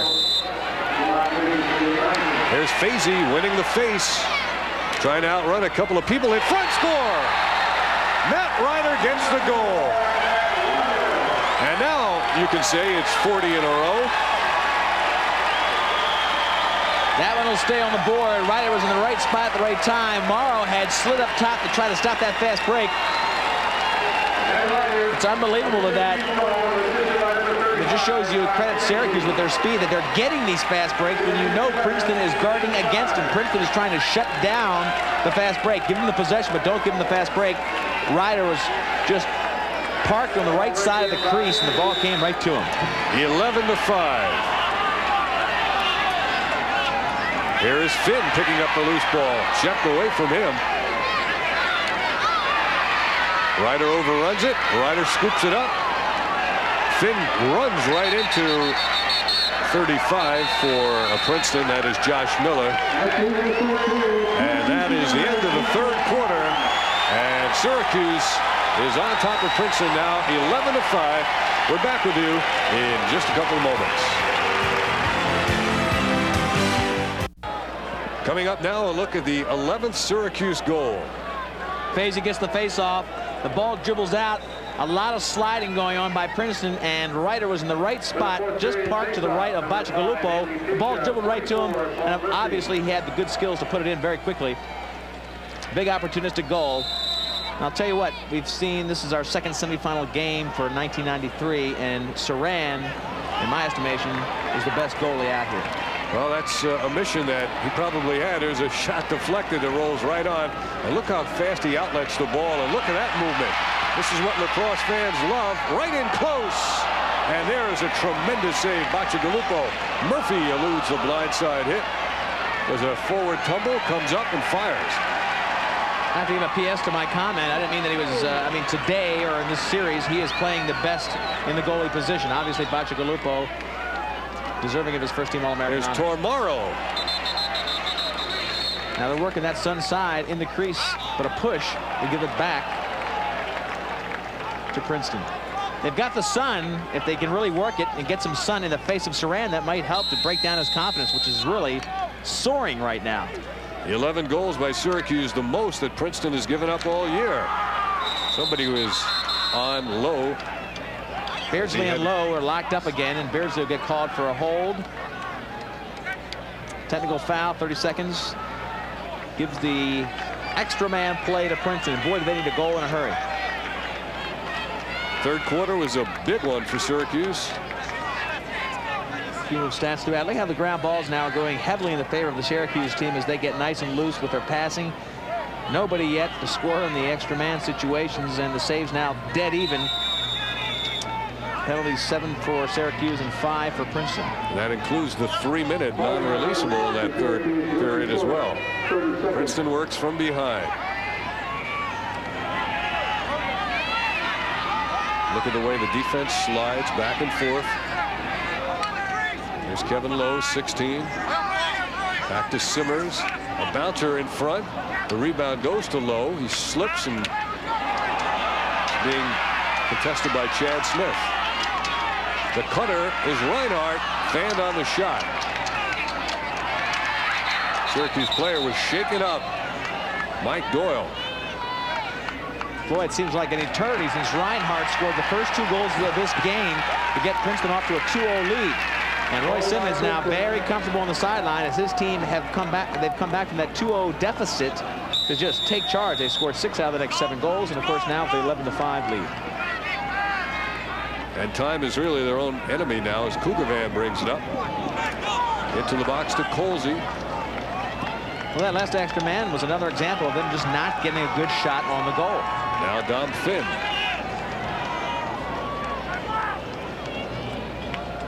And Casey Donegan, number 1.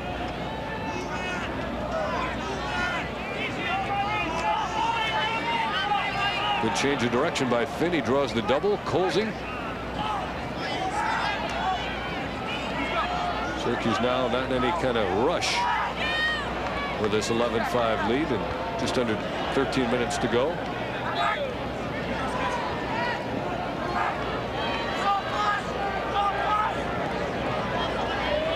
Here's the dodge by Bettinger. He's double up. Archer caught it, couldn't get rid of it. Morrow slid to make the double team hopefully get the ball on the ground, but Syracuse does a nice job of moving it against that slide. Now Finn outside, he'll go left. Everybody keeps slipping at that end of the field. And here comes Princeton in transition.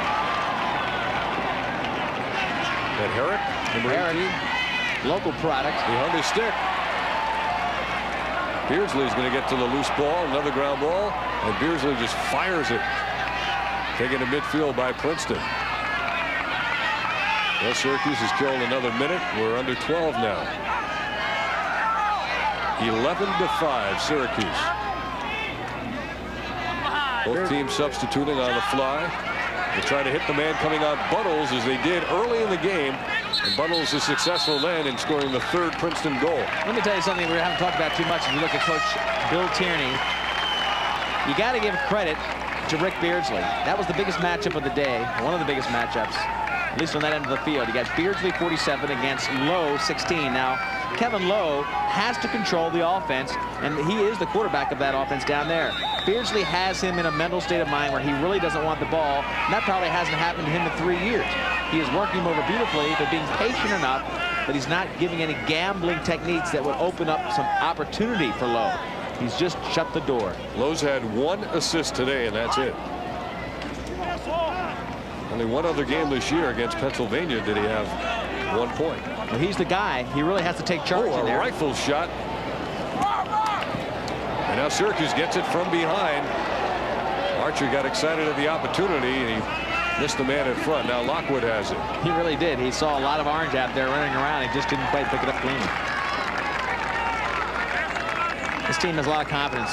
Not as much swagger, Dave, as the teams of the past, but a lot of confidence. Another minute has gone off the clock. We're under 11 minutes now. Now Princeton's got to be sensing that frustration if they haven't already. Well, they're usually the team that is in the position of controlling the ball and protecting the lead, and they don't quite have the trained technique to get the ball back and score a lot of big goals. They just don't score goals in big bunches.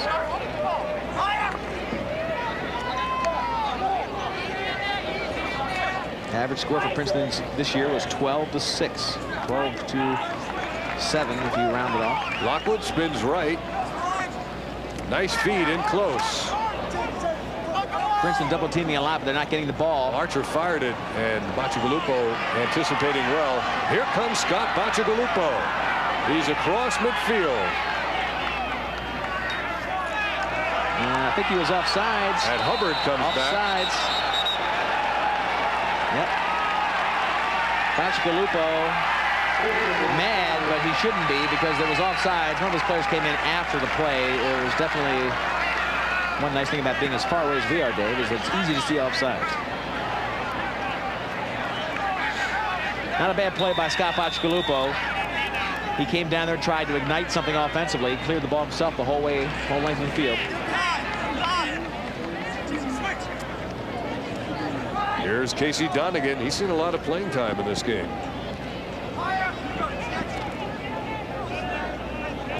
The guys that are out there almost the whole day are Ryder and Archer.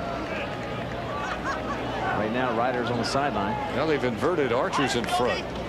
Usually he works exclusively behind. Pretty much a pure feeder, Archer is number 11. Ryder's a guy who likes to put the ball in the net. Fietta got Syracuse started early. He's on now along with Barr and Finn. Syracuse just toying with the ball now. They've got tremendous skills. It's very hard to press them. If you press them, they'll take the opportunity to go ahead and get some easy shots inside you. They've got great stick skills and good speed. Hard to press and double team. Now Barr is going to back it outside and take it back in the box. We'll see every time they step out of that box, the referee will start his 10 count. Now they have the lead. And if they start doing this for much more time, just like that, they'll give the ball back to Princeton. Now, obviously, before that, they gave them a warning. They warned them, and Syracuse did not heed the warning and go to the goal. They give the ball back to Princeton. Quickly, the ball put back in play, and just as quickly, Syracuse steals it. Donegan had a sixth sense. He eluded the blindside hit. So now Syracuse gets the ball back. Princeton just cannot do anything right. They get the ball, and they immediately give it back. And the clock working its downward descent. 8.5 minutes to go. But the rule is set up so that Syracuse cannot just sit on the lead. There's Finn with a bouncer wide. There's a penalty marker down. It's going to be a hold call. It looks like technical. It'll be a 30-second penalty that'll give Syracuse a man-up situation.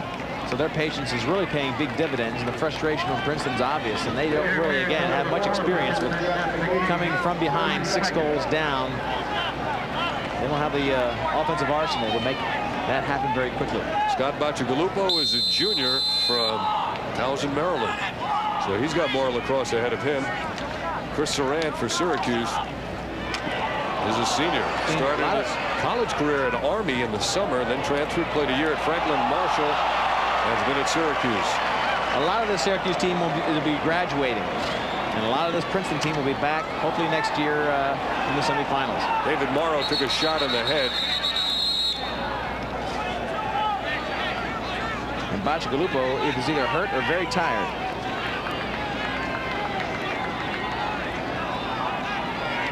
Bacigalupo is really... Well, let's take a look, see if we can pick up something here. It looks like he got hit in the leg or something. The ball bounced off his leg, and I think... Now we'll try to fill you in on the injury when we return with Syracuse leading 11-5. Now play is back in.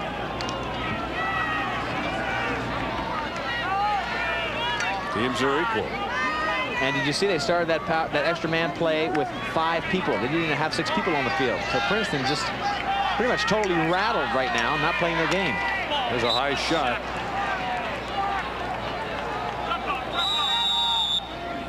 Ball mark ready for play again quickly. There's a score. That was against the Syracuse defense playing a man down. And so Princeton gets on the board here in the 4th quarter. They trail it 11-6. We'll return after these words. We're in the 4th quarter at Byrd Stadium in an NCAA Division I lacrosse semifinal. And this is Tormaro scoring the last goal. This is the offense that this team has missed this whole game. Follows Saran as he follows the action of the ball. Now Tormaro has it. He takes a cannon right-handed shot. Morrow had 99 shots on the season. Where has he been this game? This team needs offense from these midfielders. There's a handful of guys that really create the offense. I see David Morrow now on the wing. Tierney is trying to get something started with this guy, David Morrow, playing in the midfield position. Morrow picks it up with a long stick. He feeds. It's behind the cage. Now it's in front. Now it's in the net. Princeton scores again on the quick goal by Todd Higgins. Very interesting move by Tierney. He's got Morrow on one wing with a long stick. He's got Higgins on the other wing with a long stick. He's got a short stick guy back playing defense, close defense, on the offensive end of the field for Syracuse. He has enough confidence in these two guys, Morrow and Higgins, in their stick skills with the long stick that he thinks they can score like that. And they can also play great defense, as we know. So Morrow is up now, playing in the midfield, not bothering to watch Ryder on offense. So now possessions are huge. Princeton had it and lost it. Syracuse had it and lost it. And Morrow is tired. He's been watching this whole play from down on the wing. Princeton has it again. Here come the Tigers. Good move by Tierney to get possession. Here's Tormaro again against Barr. Spins to the left hand. Shot is wide. Who's going to get there first? That's a Syracuse ball. No, Princeton keeps it. Tough call. Simmers wins the foot race. Tough call from here. It looked like Syracuse had it all the way. A lot of good speed from Thorpe. But again, a technical move, a tactical move, I should say. Simmons a little bit concerned because Tierney now has put the two long sticks guys, his two best long sticks guys, on the faceoff, and twice in a row he's gotten possession. Now, can they get the good shots? Because they need the goal. Here they come with Simmers, played by Thorpe. Bounce shot, it's wide, and there is Chris Saran losing it in the crease. The officials in the crease as well. Where's the ball? The ball is still live.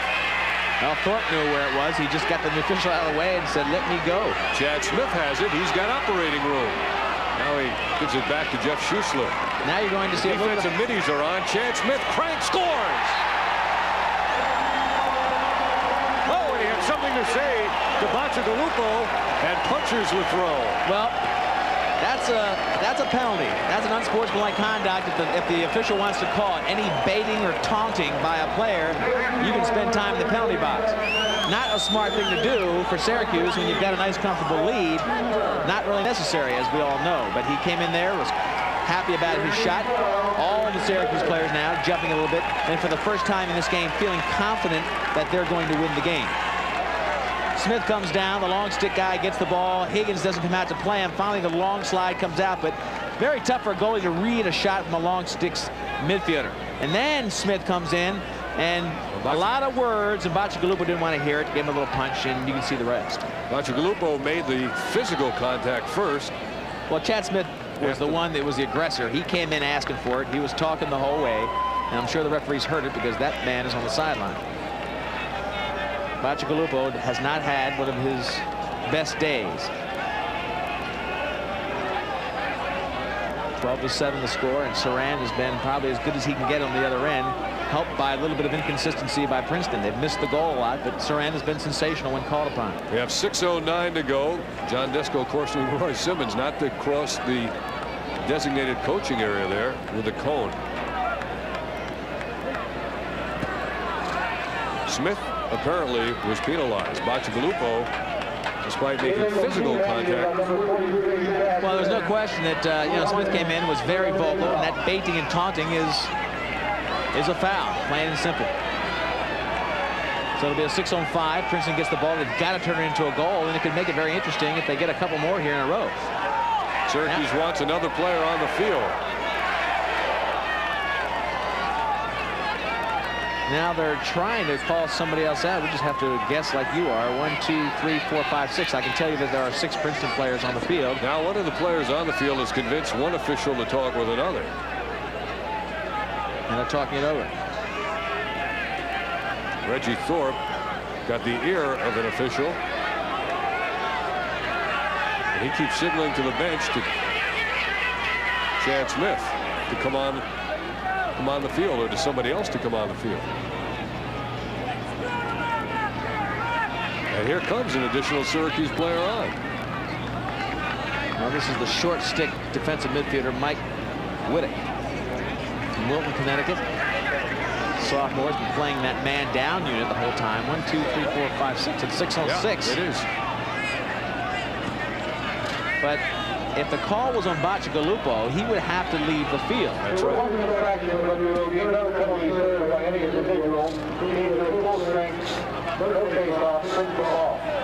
All right, it was one of those slap you in the wrist hockey type penalties. Each team got a little reprimand, and that was it. They're back to a 6 on 6. The possession going to Princeton. Hans Schmidt will play the long sticks against number 21 Tor Morrow, and Morrow is one of those guys that needs to get open and get some hard shots. He scored the last goal. They need more. 6:09 to go, and what would a lacrosse game be without a little debate? Here comes Princeton. They need goals in a hurry. That Morrow on the move. Good play, pulling it out on the pass. John Bursting. Bursting against Kugavan. Bursting from Colorado. There's Tomio. Reinhardt's in front. He scored the first 2 goals. Missed another opportunity. Hasn't been much of a factor since. Whittick falls. Good fake and a shot and a score. Terrific effort. And then a Syracuse man lands on top of a Princeton player. What an acrobatic shot. Beautiful play. Goal number 8. Boy, if they would have started this kind of energy about a quarter ago, you might have given them a chance to win. This team has finally got some electricity. Brian Tomio, watch this acrobatic move. He'll give a head fake low and go up high, gets the score knowing he was going to be in the crease. He can land in the crease after the ball hits the net. The ball breaks the plane of the goal. He goes into the crease, and it's a goal. Beautiful play. And Syracuse. Whittick fell on top of him. Well, Whittick saying, now, wait a minute. Here's the face-off. They're all big now. Fazy wins it and gives it up to Dom Finn. It's a fast break. Here comes Finn. He eluded a check. He fires and scores. Beating Bacigalupo up high. What a great stick Dom Finn has. The gamble was made in the midfield when Tierney put Morrow and Higgins out there. It's beautiful if you get possession. If you don't get it, now you got the best 2 long sticks guys out in the midfield. They're behind the play. Look at Morrow. Morrow tried to slide in and make the check. He couldn't catch Dom Finn. Just too quick. Top shelf that time for Finn. And once he got in that close, yeah, Bacigalupo, he's looking at trouble. 13-8. So every time Princeton gets a goal and a little bit of sliver of hope, Syracuse just answers the goal. Fazy wins it. Finn. Quickly they get it in the attack mode. Now Finn again. The Syracuse team is very anxious to play Princeton again, as you might imagine, after last year's championship game. Overtime victory for Princeton. Now they're 5 minutes away from starting to think about North Carolina. Now it'll be a rematch as well. There's a rebound put in by Jamie Archer.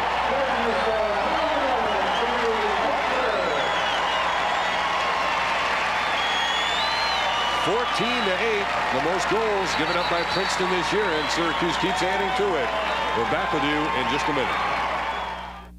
Back with you in the closing minutes of this semifinal game. Syracuse now has extended their lead to 14-8 on Princeton. A rebound in front to Jamie Archer. There was no defensive help for Scott Bacigalupo. So Archer has his 2nd goal of the game. Syracuse has scored a number of goals like that today. They're very opportunistic. They've got the explosive offense, but you give them any chances, they're going to put it right back in your face. I'm very impressed with the temperament of this Syracuse team. Again, it's not an in-your-face team this year. We talked about it before, Dave. It's more of a team unity, and let's just win this thing to prove how good we are. Not as much swagger, but a lot of confidence. Simmers, played by Thorpe. You hear the aluminum on aluminum sound. Princeton's got to crank some shots here in a hurry. Lowe has not scored yet today. On the ground in front, they tap it back to Saran, and he does that better than anybody in the game. Outlets the ball. Charlie Lockwood. A lot of choices. Ryder in front, and they tried the quick stick, but Donegan was pushed into the crease. Syracuse will maintain possession with 4 minutes left. This one is all over. This team is so beautiful in transition. And Charlie Lockwood, when he gets the ball out in the midfield, every coach gets a little bit of shiver because that's not what you want to see. Look at the even scoring for Syracuse, 3-3-5-3. And Princeton started out with the 2 goals. So since then, they've only had 6 goals and 14 for Syracuse. Bounce shot over the cage.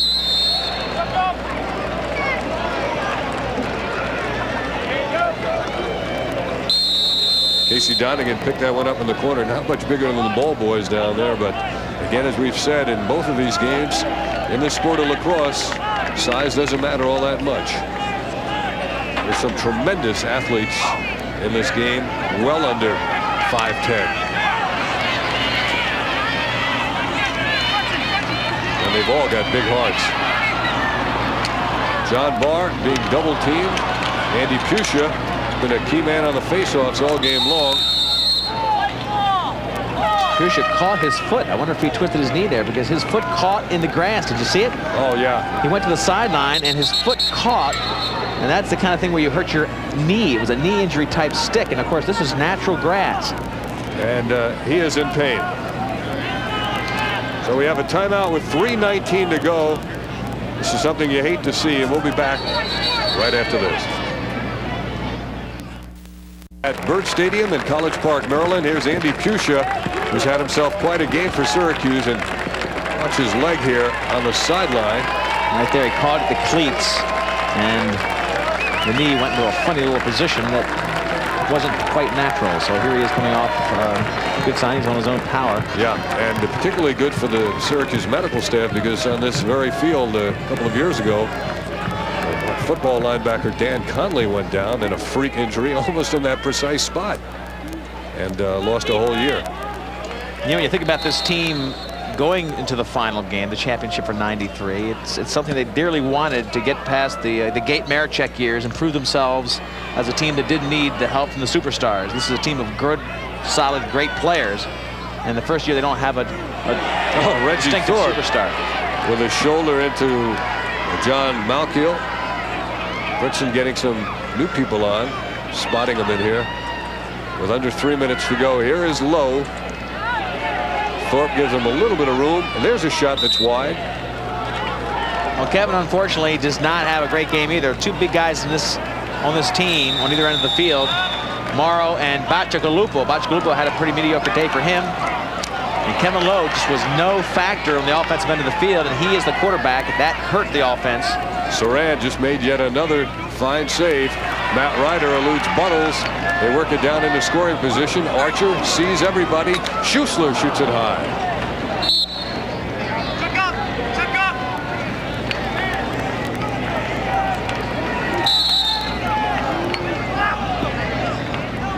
Not many people have left. I mean, we had a lot of people watch this game, 21,000 plus. A lot are still here watching the show.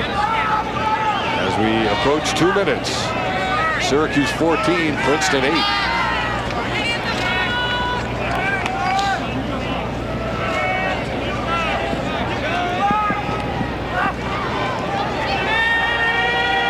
Syracuse showing very, very patient offense. A very, very patient offense. I think it's safe now to think ahead to the championship game, Syracuse against North Carolina. And how do you see that one? Well, there's a hit on Dom Finn, who went down. Hurt his knee as well. Looks like he got a check to the knee. Hopefully, this could be catastrophic for Roy Simmons. He may be getting his. He may be looking to the bench to get all his players off the field. He needs Dom Finn. You look ahead with anticipation for a great matchup. 2 transition teams that like to handle the ball and can handle the ball as well as any team in the history of the game. They've got great speed, both teams. They've got a great ability to handle the ball. I think from what we've seen, Syracuse is going to have an edge in the goal with Saran. He's played very, very well, and he's been there before. What about the face-offs? Carolina runs 4 or 5 different people through the face-off circle. And I think that's going to take its toll on Syracuse. There's no question about it. But both of those teams, because they like to run in the middle of the field, are going to deliver a brand of lacrosse that's going to be tremendously exciting. So, and unpredictable, because you're going to have a lot of play between the goals. And when you start doing transition runs, It's tremendously exciting and a little hard to predict because you're counting on total reaction and slides and fast-paced action. They match up well. It should be a high-scoring affair, no question about it. Now with under a minute and a half left, Princeton, Buttles shooting it wide. He's had a pair of goals today. Reinhardt has had a couple. I think the score, if you look at the score as we look at Bill Tierney. There's a flag down in front of the bench.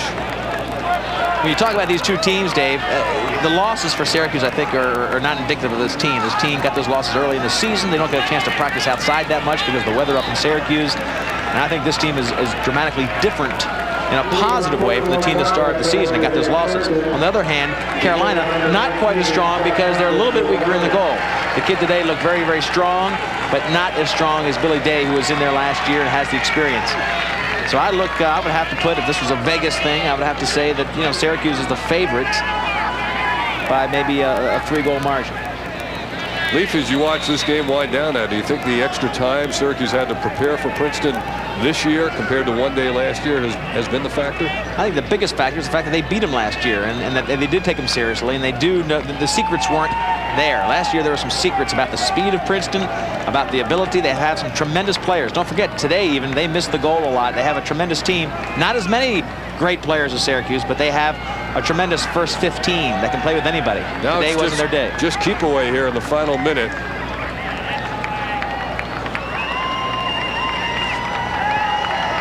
Bacigalupo looking to come out, which would leave the goal wide open, so Syracuse could get an open goal here.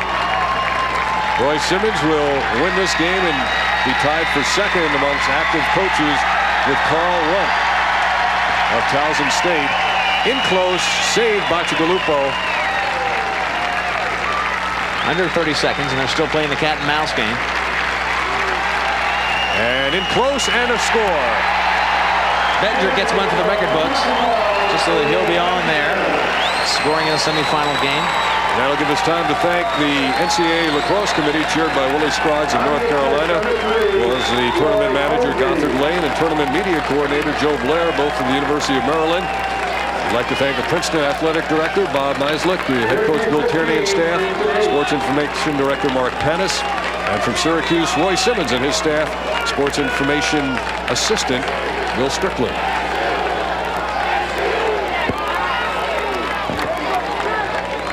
Our telecast today, a production of NCAA Communications Department.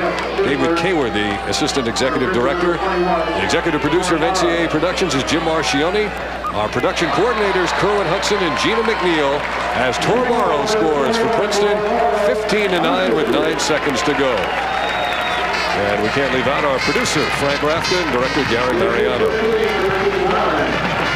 Syracuse average score this season has been 18 goals and 10 against. They're pretty darn close to that right now, especially considering the pace of this game early on. It was a very, very slow-paced game with not much scoring in the first half. North Carolina defeated Johns Hopkins 16-10. And they'll go on to face Syracuse with 9 seconds to go, leading Princeton 15-9. And that game has all the elements, Dave, of what lacrosse is all about. Speed, great stick skills, a lot of offense, and solid defense. That'll be one great show. And so that's the end of this semifinal game. Syracuse downs Princeton 15-9. We'll be back with more right after this.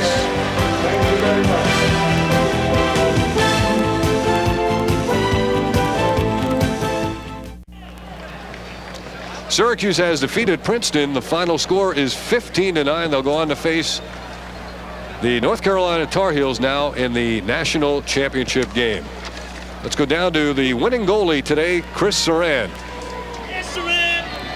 Hey, Chris, you on board? Yeah, I'm right here. All right, Leif Elsmo along with Dave Cullen, and you were sensational, my friend. You came into this game going against what everybody considered the #1 goalie in the country, Scott Bacigalupo, and I have to say that you won the battle of the goalies, and your team did a great job of supporting it. Oh, well, it was more my defense than myself. They came up big. They weren't getting 2 good shots inside.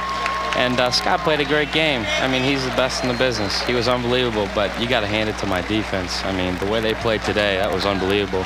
they were all over those cutters, and Ricky B was on that kid's hands all day long, so that would made the difference. It wasn't necessarily my performance. Chris, you played with this team last year when they had a bigger swagger from my perspective. This team this year looks very confident, obviously skilled, but maybe not as cocky, and I think it's paying dividends in the field. Sure.